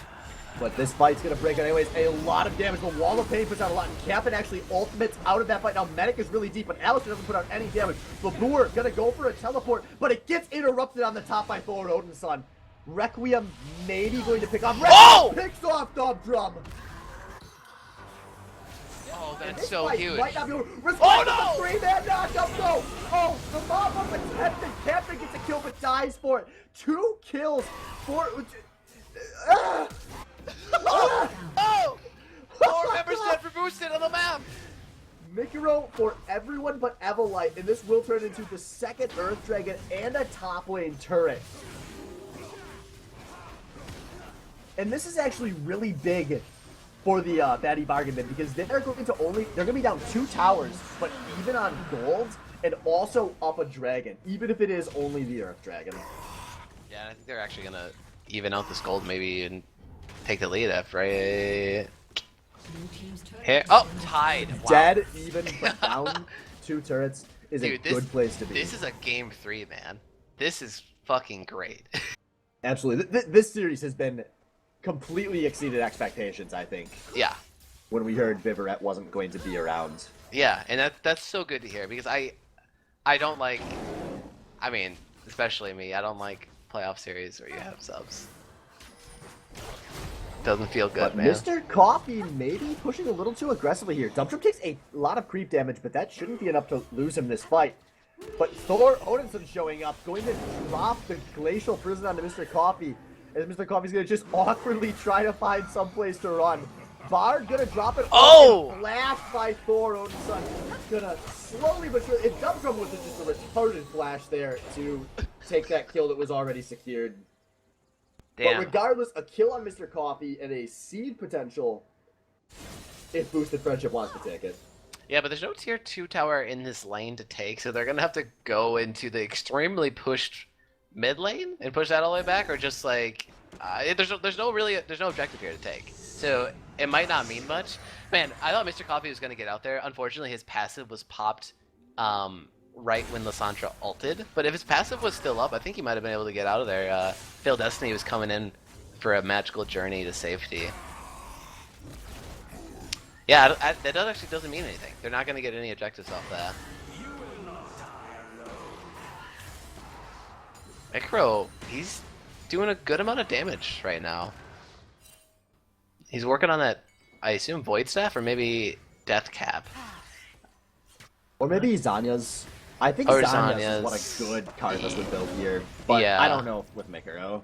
Yeah, well, I don't know if you actually need the Void Staff. The only person... Well, no, I mean Legion's builds, and Echo is building a Frozen, an Iceborne Gauntlet, but no MR. Huh. Yeah, I think maybe Thrifty Senpai can correct us in Twitch chat if we're wrong here, but you just get so much play potential with the Zanyas on Karthus, because he can completely destroy a zone of a fight, because he's got 10 seconds of AoE wherever he decides to plant between that and his death passive. Yeah. Yeah, I agree. That's probably the logical choice But here. that's basically that's the same exact thing Lysandra can do too with the Zonias. Oh, that's very true. Yeah, well, I just realized Thor going for a bit of a different build than I normally go for, but I don't know what mages go for in Season 6, so I could be wrong. But kind of surprised to see him 2 items in and not have a Z-Glass on that Lysandra.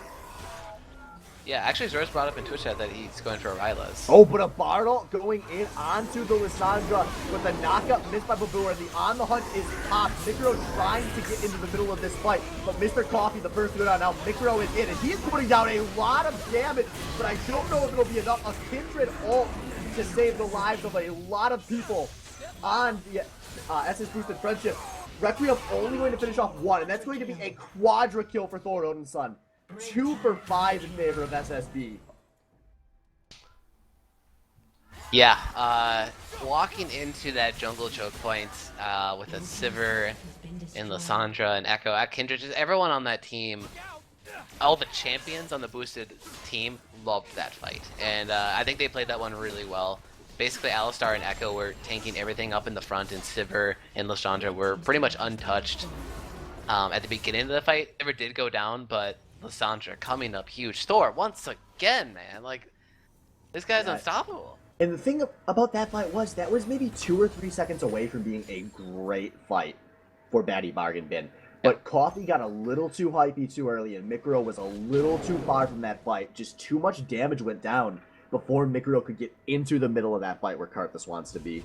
By the way, going for a Rylai's Crystal Scepter with that third item, which is fairly popular item on this patch. Kindred was picked before Karthus, correct?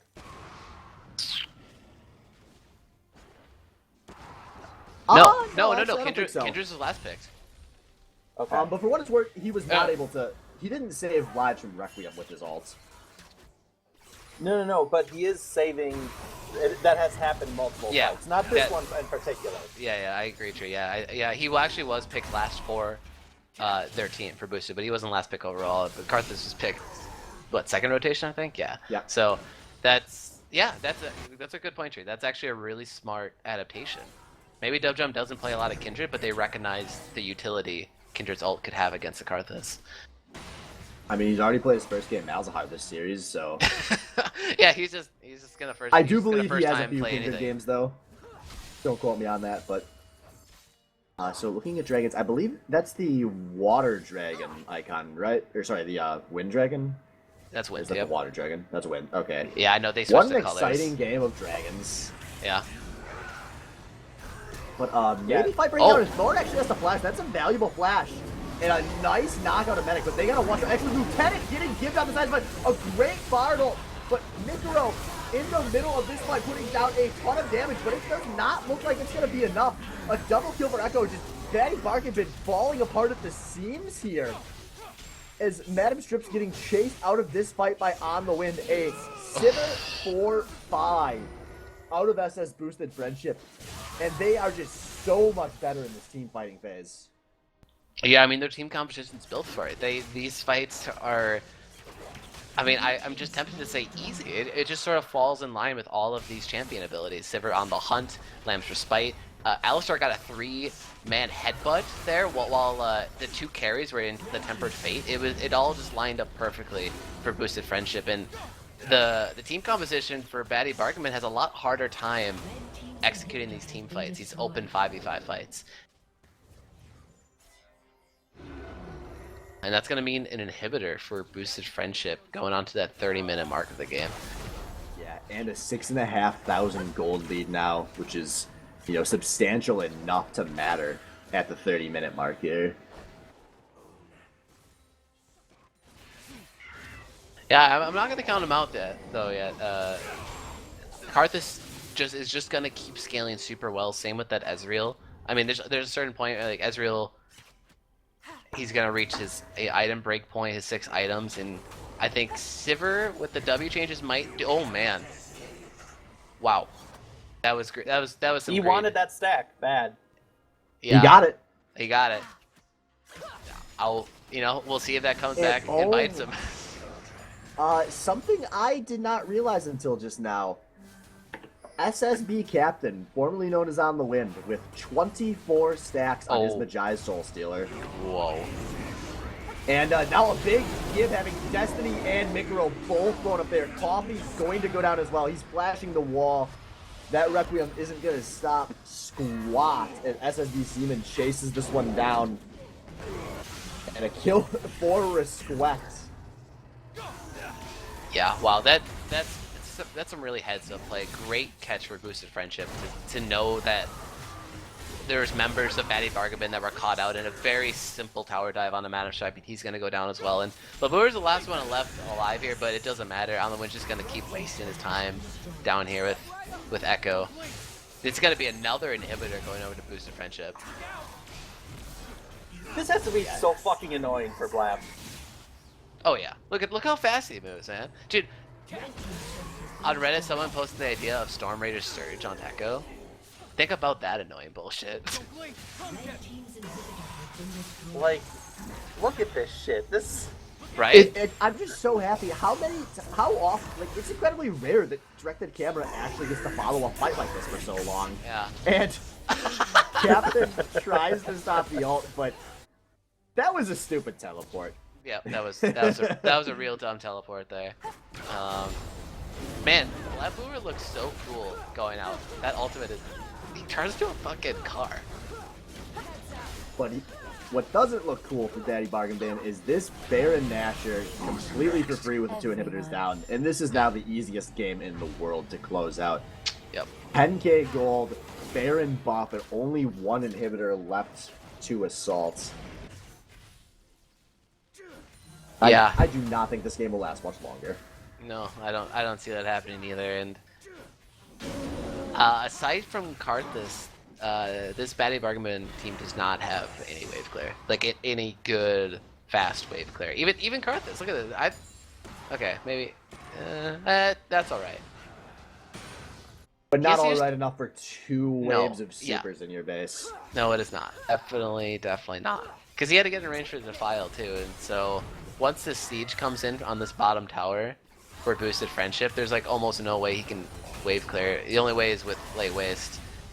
Yeah, there are a few wards that Daddy Bargain has in their blue side. They need to pretty much just go for a home guard teleport flank out of Labour the second they see Boosted approaching, because they just don't have the time to stall here. Yeah, and they do have that ward on their blue buff bush, so that would be the ward to teleport to if there was anything, and he would just walk into the lane and ult in from behind. Labour is under the tower here, not going for it, but Captain goes a little deep. A nice ult on a failed Destiny, but it might not be enough.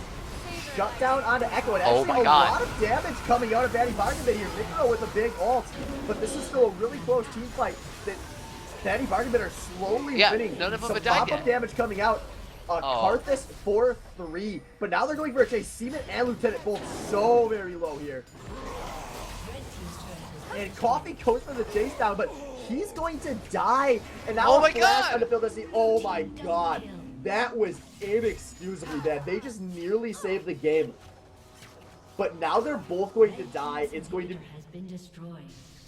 versus Madam Strip. I'm actually really disappointed that Lieutenant and Seaman, 280 carries, didn't aggress forward for the end there.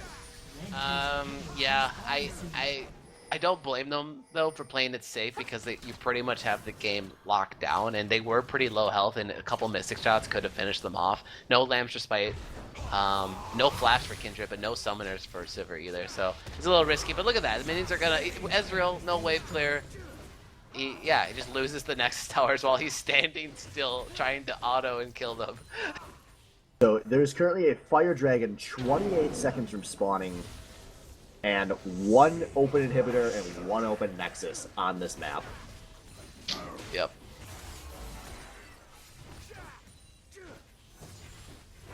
They have 30 seconds, but yeah.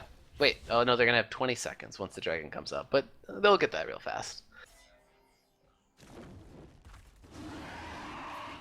And Ezreal in the base, so there's not going to be any contesting here. But the game not over yet. I would contest that point. The Nexus remains. and the inhibitors up. But they have killed all the other structures on the map. But yeah, Yeah, they, it's a very. Babur does have a flank available here. They have to We'll fight see right if now. he goes You for can't. it. You can't let teams like this go up to your nexus with no towers. You have to fight farther away But from your nexus. Bardol going to be used defensively, and that's probably losing the game here. Respect going in, Coffee nowhere near his team. Mikuro knocked out. He's not putting down any damage. In fact, actually, he put down a little bit of damage. But Lamb's Respect comes down as Sivir just goes for the head of the play, rushes the Nexus. Double kill for Thoron Sun. That's a mop up. It was awkward, but here we are. The That lab Nexus just going perfectly down. overlapped on the Karthus Defile. If that is not saying I hard counter you, I don't know what is. And now backs against the wall here. Batty Bogman down 2-1. Gonna have to ask some big questions about what they want to do in this game 4. Yeah, but at least they show that they can put up a fight. Yeah, absolutely. They just fell apart in the mid game. I mean, it's so easy to look at that game and say, guys, we know what went wrong. We can do it better next game. So let's see if they can do that, if they can adjust accordingly. And we will be back in 3 minutes to find out.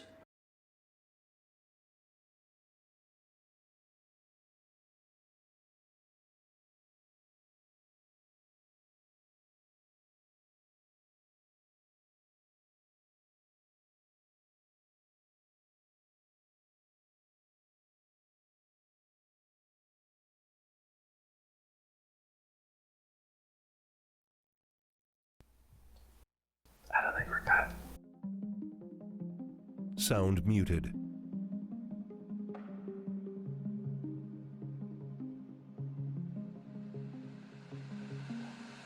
I've asked you 1,000 questions with no answers. What the fuck? I'll write a letter to your supervisor. I could really use the look. Wanna see you, wanna be, you wanna have no fear. Move it around, give me ups and downs, make it crystal clear. Wonder what you're doing right now. Send the world away. Wonder what you're doing right now. In time, my friend. Wonder what you're doing right now. Send the world away. Don't care when, don't care how. Just give me an answer, please.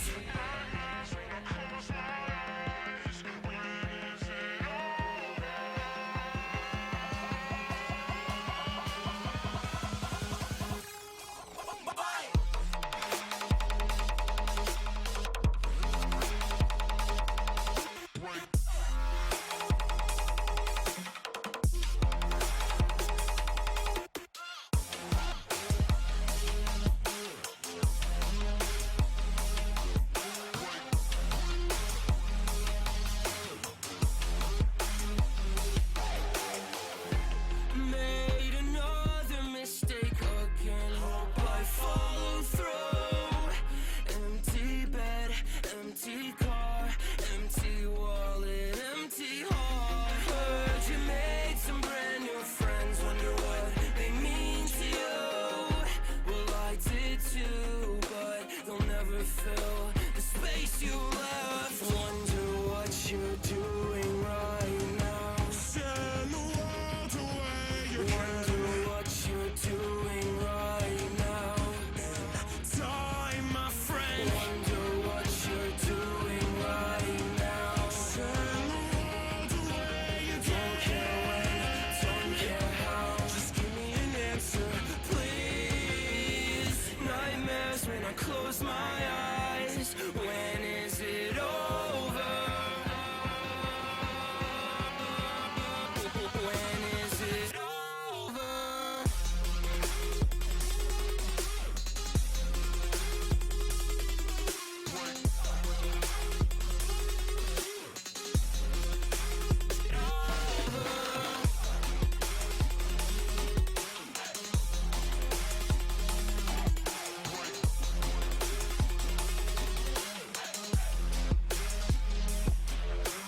Wonder what you're doing right now. Wonder what you're doing right now. time, my friend. Wonder what you're doing right now. Send the world away, you don't care when, don't care how. Send the world away, you can. Send the world away, you can. Just give me an answer, please.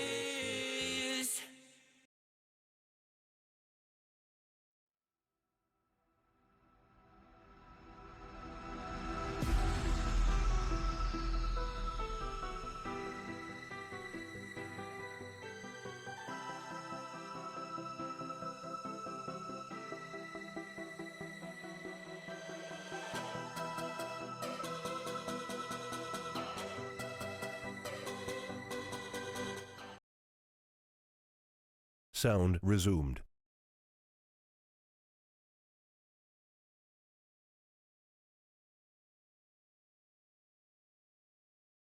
All right, folks, we are back with Game 4 of the SBL quarterfinal here between Batty Bargain Bin with 1 win and the SS Boosted Friendship with 2, coming off of just a horrific mid-game out of the Batty Bargain Bin, because they had a lot of things going for them early, and then their shot calling just kind of fell apart in the mid-game.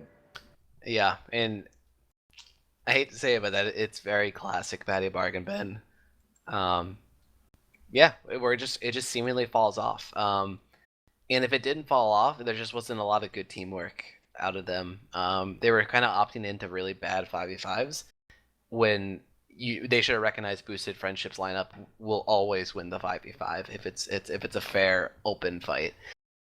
Yeah, and the worst thing for them was that fight at the ramp near Baron Pit that kind of opened that game up.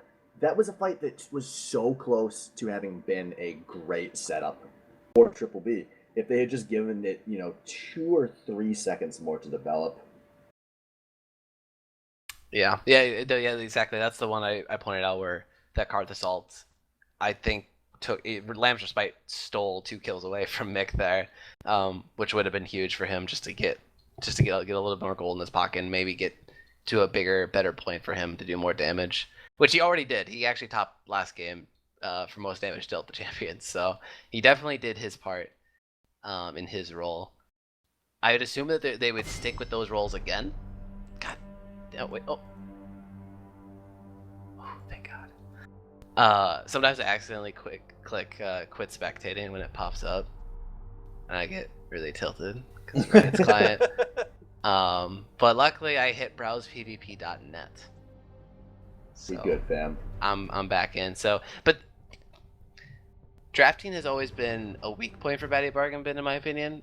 I think they can do a much better job and put them into a better situation here with this draft, because we've gotten a lot of information from Boosted and what they can do and what they're willing to play and pick. Wait. You're telling me Batty Bargain Bin does a bad job of drafting, and you think they will just do a better job? Well, no. I'm saying that they now have the information over 3 games to do a better job. They are in a position where they can do a better job. I don't know if they are going to. I don't know. We'll see. These are some good bands, I think. Lysandra ban seems iffy because Thor is already showing that. Oh, actually, Azir ban too. So wait, that defaults into Rise though, but they have first pick, so they might take it away. We'll see. Or maybe they're confident in the Rise. I mean, of those 3, I would probably most want to play against the Rise, because that's the least of a playmaker. And we saw Thor making a lot of plays on both the Azir and the Lysandra this series. Yeah, and I guess they did lose the game when they were on that Rise, but all right, I gotta interrupt here. First 2 picks coming out of Boosted Friendship, Sivir and Skarner. Yeah. Skarner is not a good early draft pick. Even with Sivir, who works really good with Skarner, you now are like, hey, enemy team, I'm going to play this champion that can only do one thing. Please don't pick 4 champions that can make my life difficult.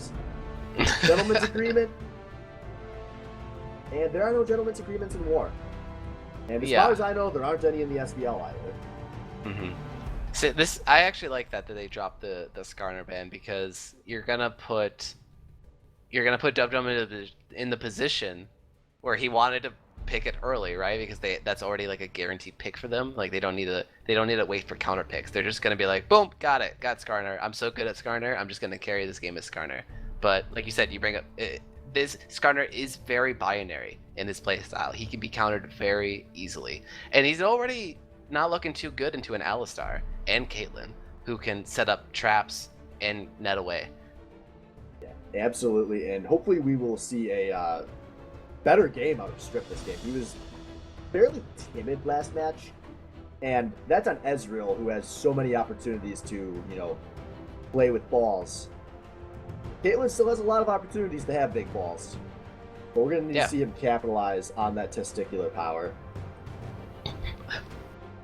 Testicular power. And wow, this draft has taken the turn for interesting. I mean, let's talk about Zach first off. I mean, we don't see a lot of Zach at all in solo queue. I think we've seen Zach at least a couple times. Yes, actually, this season, the SS boosted friendship going all the way back to week 1 was played in the jungle by Dub Drum. Yeah, it went very, very badly, and was pretty much a meme, at least within my team, for the entire rest of the season, because it was just such a bad game of Zach. Mm-hmm. And I like to imagine Daddy Mario was like, you know what? Why don't we just pick Zach to laugh at how bad his Zach was, and show him that we can win with it. Yeah. But obviously that's probably another comfort champ for Coffee, who isn't opting for... They actually hovered over Poppy for a second earlier in the draft, which is definitely his go-to champ, and then it's Volibear. I didn't know what else was in the depth chart for him, but I guess it is Zach in the jungle. But I'm wondering if that's not going to be on Coffee. I'm wondering if he's going to be playing that Trundle top lane. I'm not 100%. Oh no! That's Trundle support for Failed Destiny, and then that's Alistar support. Oh, that was just... You're right. Fuck. And that's a Morgana mid. That's 100% Morgana. Yeah, Morgana mid. That's what I was looking for. Yeah. Whoever... Oh, it's actually going to be Micro. He's still mid. We have both the remaining mid lane Morgana players on the same team. That's kind of beautiful. Wow. Okay. And the draft's over. And Boosted Friendship, they round out their composition with Aurelia, Annie, and the support Nautilus. Respect. OU. This Annie was one of the mages that did get reworked. It was a minor rework though. Quite a few changes to Tibbers though. A lot of the upfront burst was removed from her kit. Like the base damage went down on the Tibbers right when you summon him. But it's in return a lot of sustained damage. Tibbers can last a little bit longer now, and he has a passive where he gets enraged or frenzied. I don't know what the keyword is, but it is very devastating actually. A good Annie Tibbers player. is frightening. You have to. It actually the is second legit Tibbers frightening. hits the ground, you scatter like the wind. Yeah. So 4 unique picks, mid lane picks for Thor this series. So really showing everyone that he isn't a Corki / this year player only. He's really showing his worth as a mid laner, and wow, this is gonna be quite a game. Yeah, and it looks like Aurelia? you were right with your initial feelings. Coffee taking that Zac into the jungle. Gonna be Blabur taking Trundle to the top lane, which I have to assume matches up well against the Aurelia. Not really a champion you see blind picked, and I don't think we would see boosted blind pick versus either of the 2 remaining teams in the playoffs. But on the wins, he likes to get disrespectful when his team gets ahead and he feels confidence. For as much as people sometimes don't think of Kyle being like that, I mean, we can probably, those of us that were around back then, remember his infamous jungle Poppy game with Swift as shit in the playoffs. So it wouldn't be the first time he's playing a champion for fun. Yeah, I agree. But once again, double teleport for the boosted lineup. So they're probably looking to make a lot of plays into that bottom lane and sort of snowball off that. They picked up tons of kills last game, mainly on the Failed Destiny, and they got tier 1 tower very easily, and they did the same thing and got the tier 2 bot lane, and they transitioned into a dragon at least one of those times. So they've definitely shown that they can take advantage of the double TP.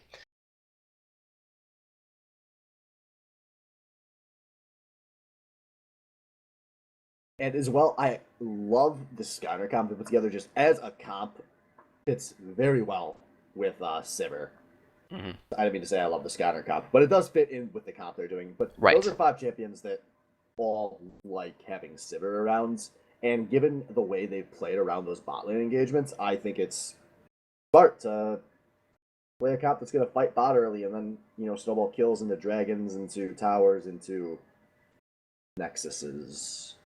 Yep, and to go back to that point we made earlier about how they had the opportunity, Bad Bargain Bin, to pick 4 champions that counter Skarner, I think they did actually a very good job of that. Morgana, Black Shield, is, a huge cock block for any champion who a lot of their power is derived from one big CC, which is Skarner. Caitlyn was a very good pick. Alistar was already picked, and I think he's already a good pick into Skarner. And then that Trundle, who's just going to make your life a little more difficult with the disengaged pillars. And I am in the loading screen, black screen, but who else was there? Another tank? Oh, Nautilus was the tank. So Trundle, obviously good against tanks, taking away their tank stats. If Dubdrum goes a little too far in and maybe gets Morgana binded or gets separated from his team with the Trundle pillar, they can ult him, subjugate him, and then just take him out of the fight before his team can follow up. It's going to be interesting. At Bad Bargain, I think they just need to come out of the gate swinging here. They have Zac, so there's a lot of opportunity for early game ganks that can try to snowball these lanes. I mean, Madam Stripe, they don't actually have a lot of damage either. So Madam Stripe actually needs to be a huge damage dealer this game. That really worries me about this is that Strip has to capitalize on the opportunities he gets, and he needs to get a lot of DPS out for his team to have a chance here. And that's not something he was doing well last game. No, I agree. Yeah, that's hopefully he takes a different spin here with Caitlyn. A little bit easier to get that consistent auto attack damage out in the team fights. But it's going to be hella difficult when you're going against Skarner and Annie and Nautilus, all having very, very point-and-click reliable CC.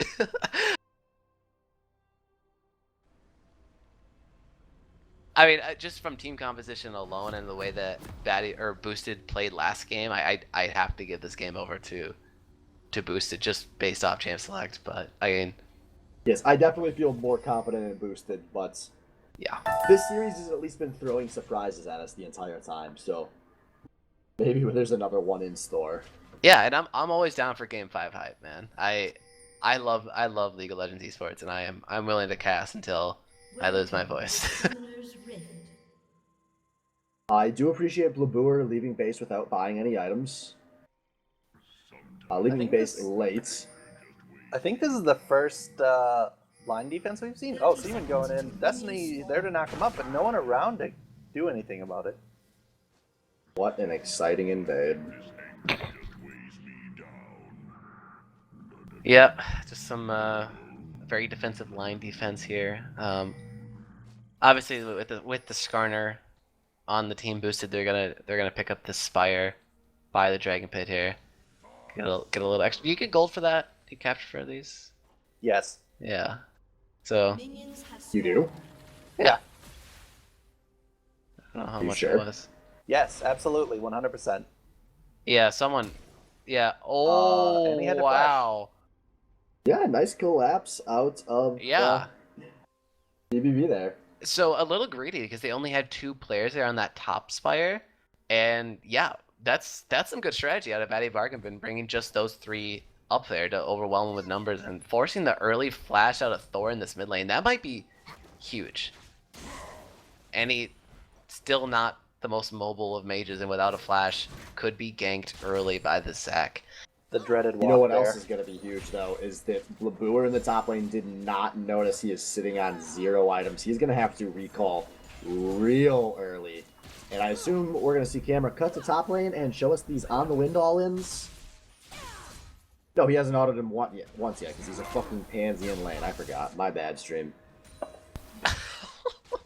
Okay. Dude, no, let me tell you guys something about top lane. The second you hit tab to check what the enemy started and you see no item, you just like all in them when they go for their first melee creep. And then you all in them when they go for another creep and they have to back and use the teleport and they're still behind because of where they TP. Ooh, good double headbutt there. Madam Stripe trying to lay down the damage onto Medic. Okay. Oh, good hook. Rip. Oh yeah, that's the worst feeling when you're a support and you walk away like, hey, don't die, fam. I'm gonna go ward, and then your AD gets hooked and takes a huge chunk and loses a lot of the lane dominance here. But a good headbutt into a pulverized back on and Nautilus is gonna take a lot of damage on the walkout, but it is answered by a Sivir Boomerang. And here we go. Here's Zach with that early kick into the mid lane. First blood going over to Mr. Coffee.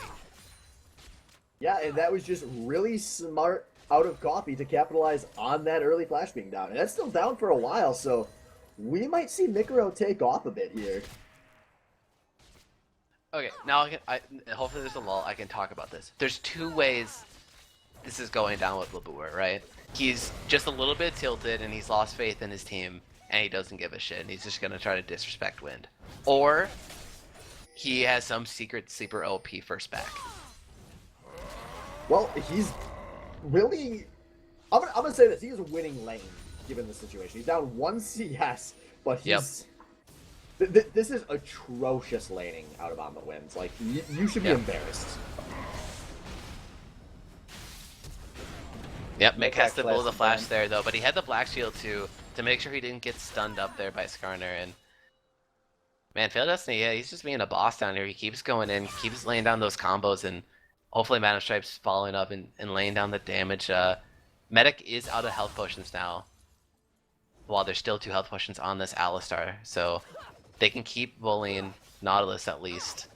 And Sivir, I guess Sivir doesn't have health pot either. But they do have a Skarner coming down from behind them, and it looks like they want to collapse onto this. Gumdrum not aware, but knocked up fairly early. Oh no! Hook lands on the Madam Stripe while his support walks away once again, but luckily he's able just to walk out of there. But I think that's some really good spider senses out of Failed Destiny. As a support player, he knew that there wasn't anything for him to do in the lane where it was, so he just walks around and sees if a jungler's there. Yeah, he pinged that before he walked there, so I don't know if he was just going to ward that or what. He could have actually just made a really good assumption. I think that because they didn't have that entrance warded. Oh man, Zach comes in with the jump in, and Lieutenant has to blow the flash. Medic gets really low here.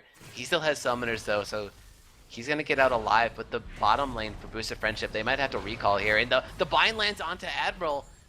The damage goes down. Mick laying down the auto attacks. Thunderlord comes out, and 2 really low mid laners here.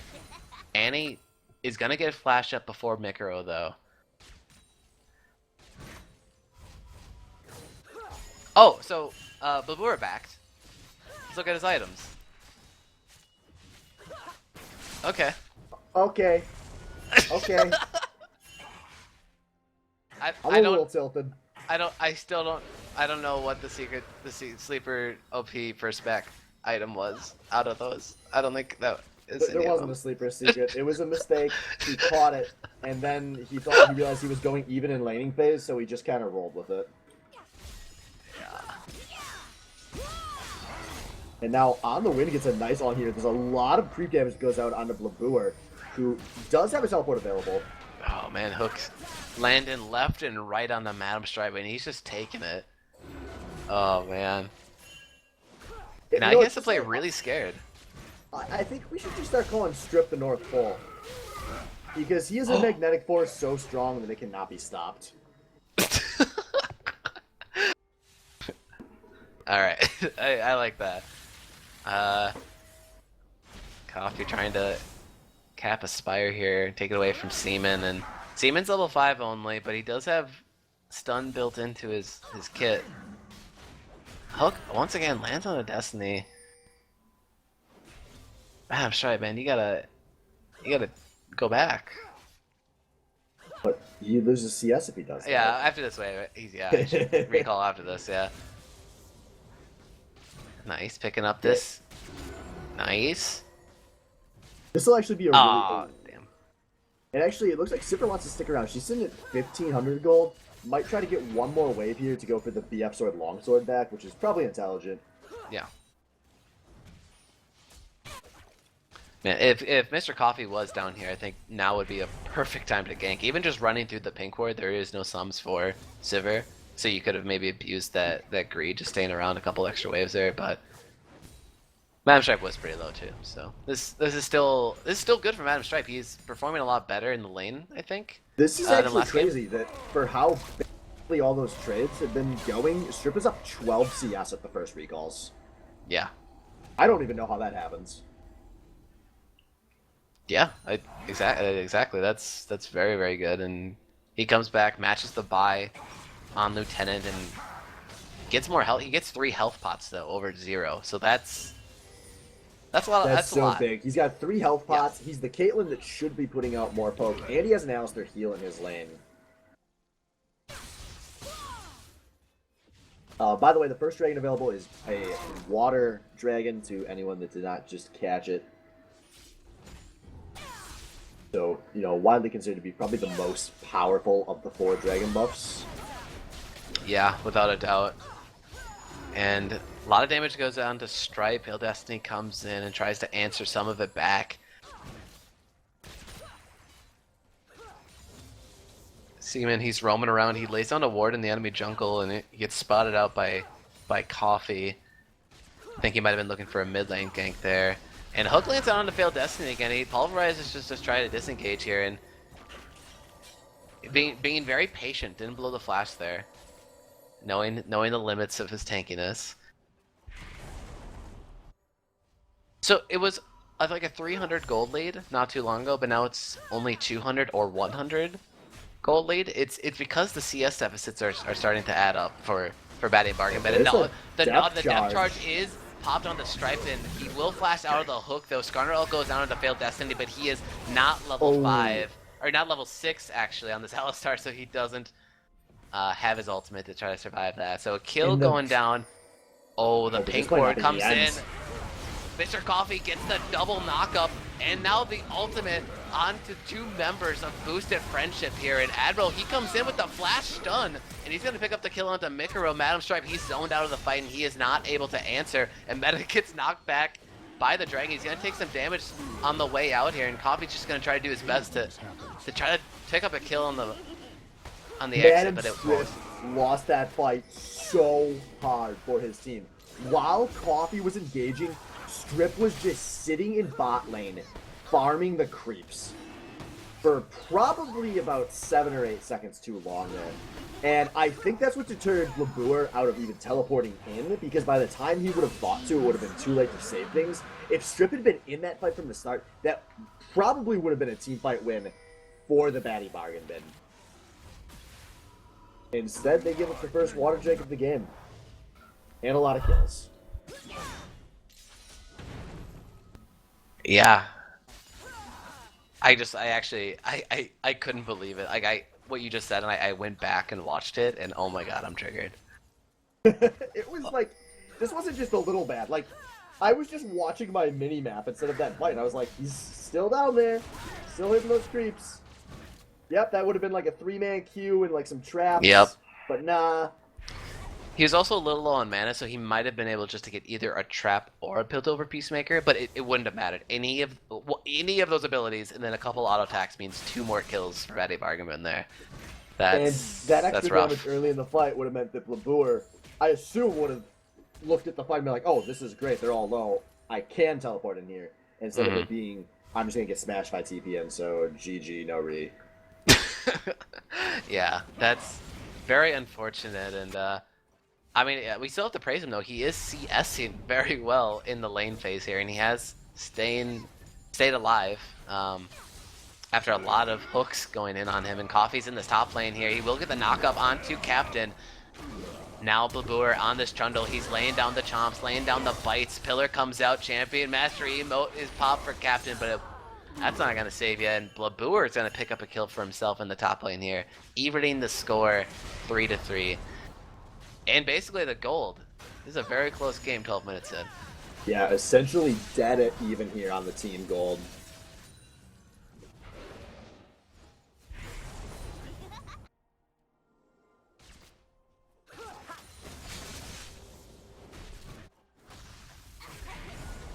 And I'm not 100% sure if this is correct, but this feels like the lowest kills at 13 minutes we've seen in this series. There's been a moderate amount of action, but it just hasn't resulted in as many deaths. Yeah, no, I could definitely agree with that. There was a lot more, you know, clown fiestas in the bottom lane. I think that's, I don't know what that Skyner ult is all about. I don't know if he knew how far on the wind was from the fight. Actually, Blav had to blow Subjugate to try to survive here. Black Shield goes down, but I don't think it's going to be enough to save him here. And Admiral going to pick up the solo kill. Thor. I don't think Mikuro realized how much damage New Tibbers does, because he was just kind of casually sitting there like, oh, Annie's popped her entire combo. I can turn this. While Tibbers was casually dropping maximum DPS directly on top of him. Yeah, players need to know what that change meant for Annie. Like, it took tons of upfront burst away from her. And Veiled Destiny, he goes in, he's trying to scuffle, has to pull the Alistar ult. He is very near death right now. He exhausted Lieutenant.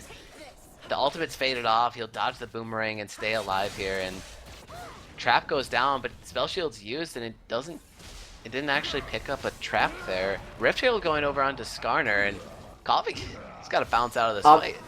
It was actually on the win that took the Rift Shield buff. Oh, okay.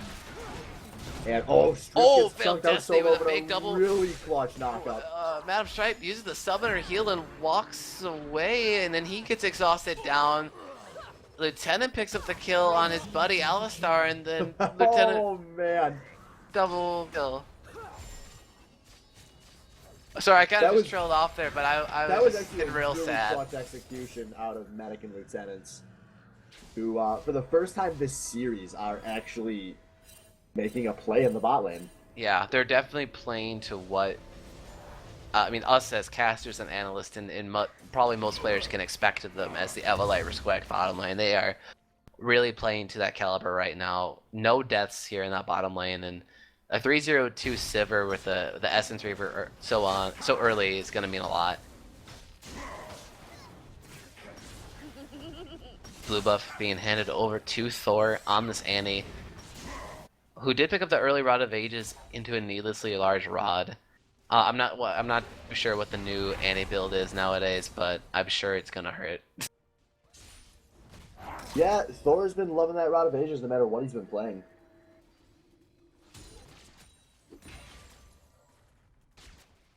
Oh man, Skarner and Nautilus coming in with some really good flank maneuvers. Veiled Destiny doesn't actually have his ultimate up yet, and he pulverizes, flashes out, but he's gonna get hooked in by Medic, and he will surely go down. Lieutenant killing spree for him, 4 kills on this Sivir, and now Captain goes in onto Babur in the top lane here.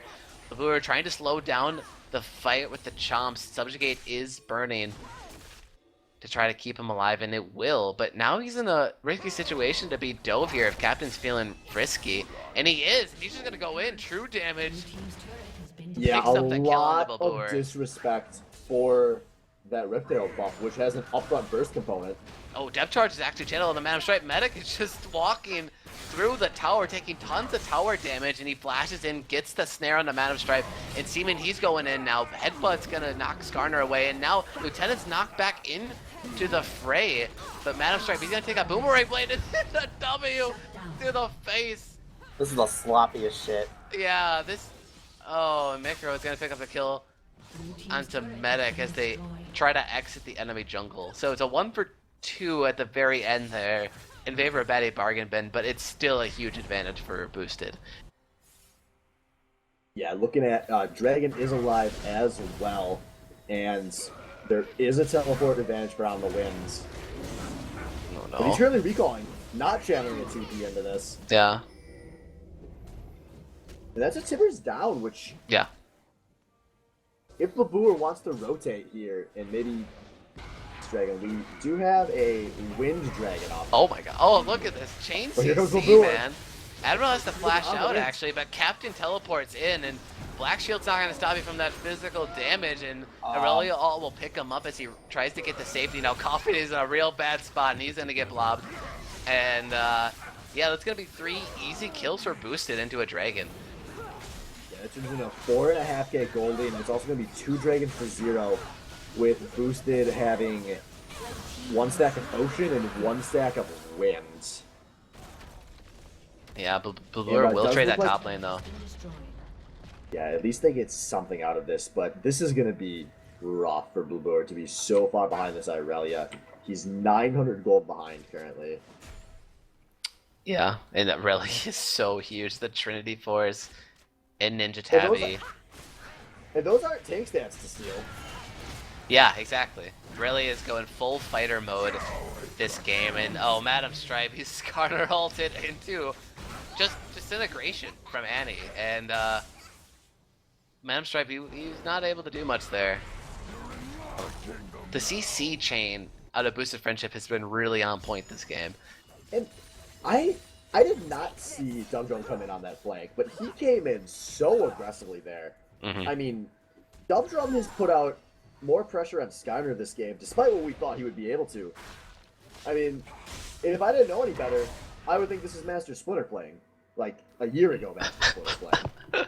Yeah. Yeah, he's really playing well this game, at least. I think he's actually played pretty well in all the games so far today.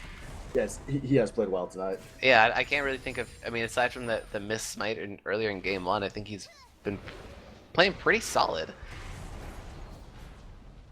Yeah, and that equates to 4,500 gold for an 8-kill lead for the SS Boosted Friendship.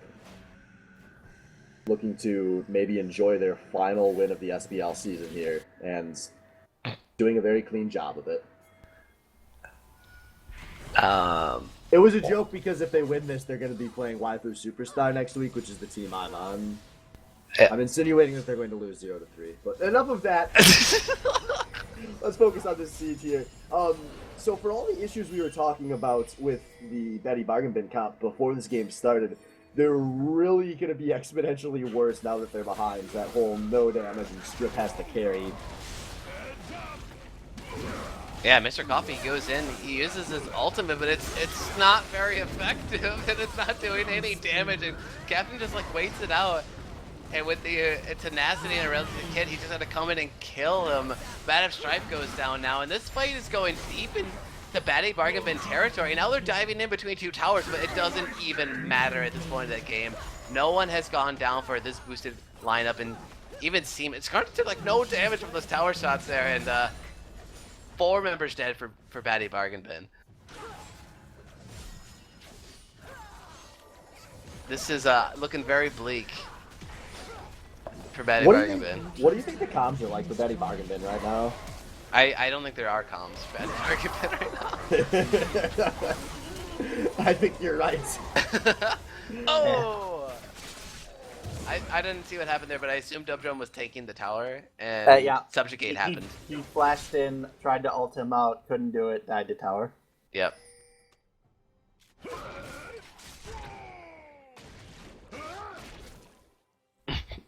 But Dubdrum chalking that up to a team failure. Sure. That's what Master Splinter would say, so I like the roleplay. Yeah, I mean, this is really, this whole game is just you know, a tribute really to Master Splinter, the good old days. I feel like I should just like call Master Splinter up, put him on speakerphone right now. Guess what? Guess what? They're gonna close the series out with an epic Skarner game, dude. He's getting all his carries fed. It's awesome. Don't you remember when you were good enough to do that? This is awesome. Except the only difference would be you take his Dubdrum's assist and you put him in the first column there. Yeah, so, you know, he's an imitator, not the original. That's true. You know, imitator, not an innovator here. Yeah, and I mean to go back to what I was saying in the champ select, this team composition for Batty Bargain Bin, they have only one true damage threat, and that's the Caitlyn. And the Caitlyn is 1-4-1 right now. The enemy AD carry is 6-1-4. The enemy mid AP carry is 5-1-5. Aurelia is 6-1-2. There's almost no chance that your Caitlyn's gonna survive any of these fights. Unless they throw it Baron. Oh, Sivir ult is popped, but Thor's actually caught out, and Micro is Carter ulted before he could actually pop his ult. And there's just total chaos outside of the Baron pit right now. And Babur, he's trying his hardest to pick up this little girl Annie, but it's not gonna be enough. He will slowly go down. Subjugate is ticking, and Admiral's gonna pick up the kill onto Alistar, and Captain picks up the Stripe kill on the wasn't other there. side of the map. Yeah, Stripe was bottom that whole time, which is why Boosted Friendship were so confident to force that, because they knew they could just pop on the hunt and take anyone in any order they came, they would win that fight. And Mikuro died maybe half of a second before the Soul Shackles popped, or that might have at least been a salvageable fight. I'm gonna go back. But instead, I we need have a to see where 10,000 gold lead. I need to And see if then Black Shield was used, because he flashed in to start the... It was. He used it to cancel Annie's spell. Okay. I think he canceled the stun Tibbers actually on himself, and then he Oh, he flashed did? in.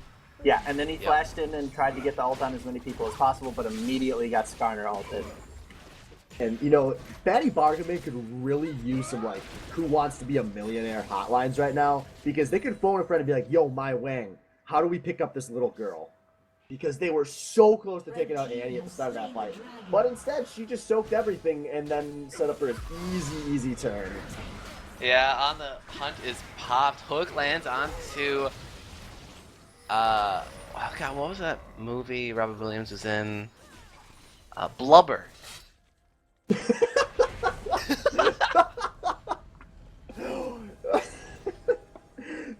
That is the moment I know we've gone too deep. Yeah, I'm reaching too far for... If your joke Obscure takes pop you culture 10 references. seconds to think of it, it's not very good. Yeah, well, I mean, I The don't think joke Matty was just Bargaman's that played this game somebody very good, remembered- so... Yeah, no, the joke was just that he remembered Robin Williams was in Blubber, like... Oh, it's Blubber! Swerve, thank you. Wait, no, is God it Blubber? bless. I think it's Blubber. It is Blubber. Yeah. It's with the app. Aladdin. Blubber. No, it's not It's not Aladdin. Aladdin. You jabronis? Do you think even a genie would be enough to save this series for Fatty Bargaman? I don't know. How many wishes do you have? You'd be like, I wish for 6 items on Caitlyn. Okay. Then there's a team fight. I wish That's for not- 6 items on Trundle. Okay. Then there's a team fight. Oh, I wish man. Jump Jump was dead IRL. Okay, they would lose a team fight 5-4. And this is going to Yep. be, I think, the end here. Mr. Coffee versus the Worlds. And the world is a pretty big place to be versing all by yourself, my man. Because you are about to get chunked out. And just a solid team performance. Really, every single member of SS Boosted stepped up in this last game. And they close out this series 3-1. Gonna be memorable, maybe for some of the wrong reasons. But going to Yeah. be memorable as they kind of just stroll around here under the Nexus. And there we go. Yeah, that's the series, folks. 3-1, going over to SS Boosted Friendship. Fatty Bargaman showing signs of life, even after, you know, disaster at the start of the day, at the start of the night, really, with the emergency sub. Really showing signs that they came here to compete, even with their sub, and then even after the sub was subbed out, it looks like they had a chance. But in the end, SS Boosted Friendship, with their solid drafts and teamwork, were able to come out ahead. Yeah, and a up and down season comes to an end for the Batty Bargain Bin. We're going to try to do a quick interview here. I would like to talk to my player of the series, which is without a doubt Thor. Just Yep, awesome in exactly. all 4 of those Yep. games. There's no debating who was the most Yeah, important to that series team tonight. MVP, without a doubt. Just Thor or anyone else? I would go with Evelite. I'd go with Evelite because I think he played pretty solid in all the games as well. But You I do? mean, 13-1-5 is pretty damn good on Aurelia. Just for this game alone, I guess. I mean, we spent like... You remember how bad that bot lane was getting shit on those first 2 games? Yeah, but he in the team fights, like in the mid games, he was doing a really good job. Like he wasn't like getting bullied as hard as Resquacked, at least. That's true. Resquacked? Respect was full respect tonight. Yeah. And that was not helping Avalight's case. But I definitely Thor. Maybe just Thor. Let's just bring User Thor was in. moved Yeah. to Hello, your channel. Thor. Our Hello. player of the series, officially. Thank you, sir. So yeah, you guys were good enough to win tonight, and you were fairly excellent. Oh, Four thank you, different sir. champs in 4 different games, and like 8 bans drawn over the course of the series. How do you feel about that? Well, I'm glad I at least got to play one game of Azir. Do you think you'll play Azir again this season? If you let me have it, you're making a mistake. Ooh. Okay. All right. Just I guess to go off of champions being picked, 6.9. How do you feel in this patch? Do you think that this patch powered you up, or did you take some time in solo queue to like learn it and see what's strong, and now you kind of have a grasp of it, or where do you sit on it? It was luckily for me, a lot of the champions that I played before, like Corki and Azir, didn't get much change to them.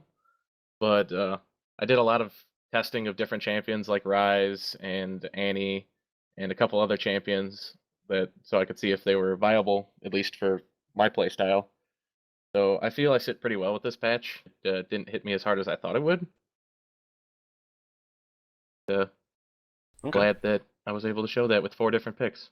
Yeah, that's I mean that's great. Not only it shows you like as a player that you're very diverse and able to compete with a lot of different champions, but that actually helps out your team a lot for the upcoming draft next week. I've been told to bring up that it is Resquack's birthday today, and that Skarner is still 13-0. Is that his combined solo queue with SBL? Yes. Okay. Wow. That's a stat line. That's for sure. Yeah, happy birthday, Respect. You still have 67 minutes left to celebrate, so I hope you go do something because you haven't really celebrated for the past 4 hours, and it would be a shame to waste the rest of your birthday. That is savage. I'm sorry, Respect. I like you. No. Which were not good tonight. Hurting my teammates. That's fine. I mean, we saw you guys are tilters, so I wanted to just kind of get you going, before you're primed up for my team. But no, actually, I do want to ask about next week. You guys are going up against Waifu Superstar. Obviously, we've seen what you guys have to say in Twitch chat. We all know, or at least we know, that you've 2-0'd them this season. How do you feel going into that matchup? It's going to be a tough matchup because obviously Waifu Superstar has evolved over the season from the first game where we played them, where it was kind of a stomp in our direction. The second time we faced Waifu, they were a lot better competition, and they seem to have really good teamwork. So it's going to be a fun series, and it's going to be a lot of hard work this week planning for the game. And see, folks, this is why we brought Thor in instead of Dub Drum. You get that very nice, tactful delivery there. Oh, hold up. I'm being informed by the Xiao Zhao of my team that he is going to kill your team, Swift. Okay, that's good. And Skarner follows up with that, so, I mean, take it as you will. All right. I think we'll keep the interview short here because, it is only a quarterfinal matchup, and I think everyone is ready to see more games before we get too excitable. So, congratulations on your win, guys. Top 3, fairly convincingly. Yeah. On to Waifu Superstar next week. And that will be a wrap, folks. So, thank you, everyone that tuned in for this clown fiesta of a quarterfinal. And we will see you next week for 2nd seed Waifu Superstar versus 3rd seed SS Boosted Friendship. So, from me, myself, and I, have a good night.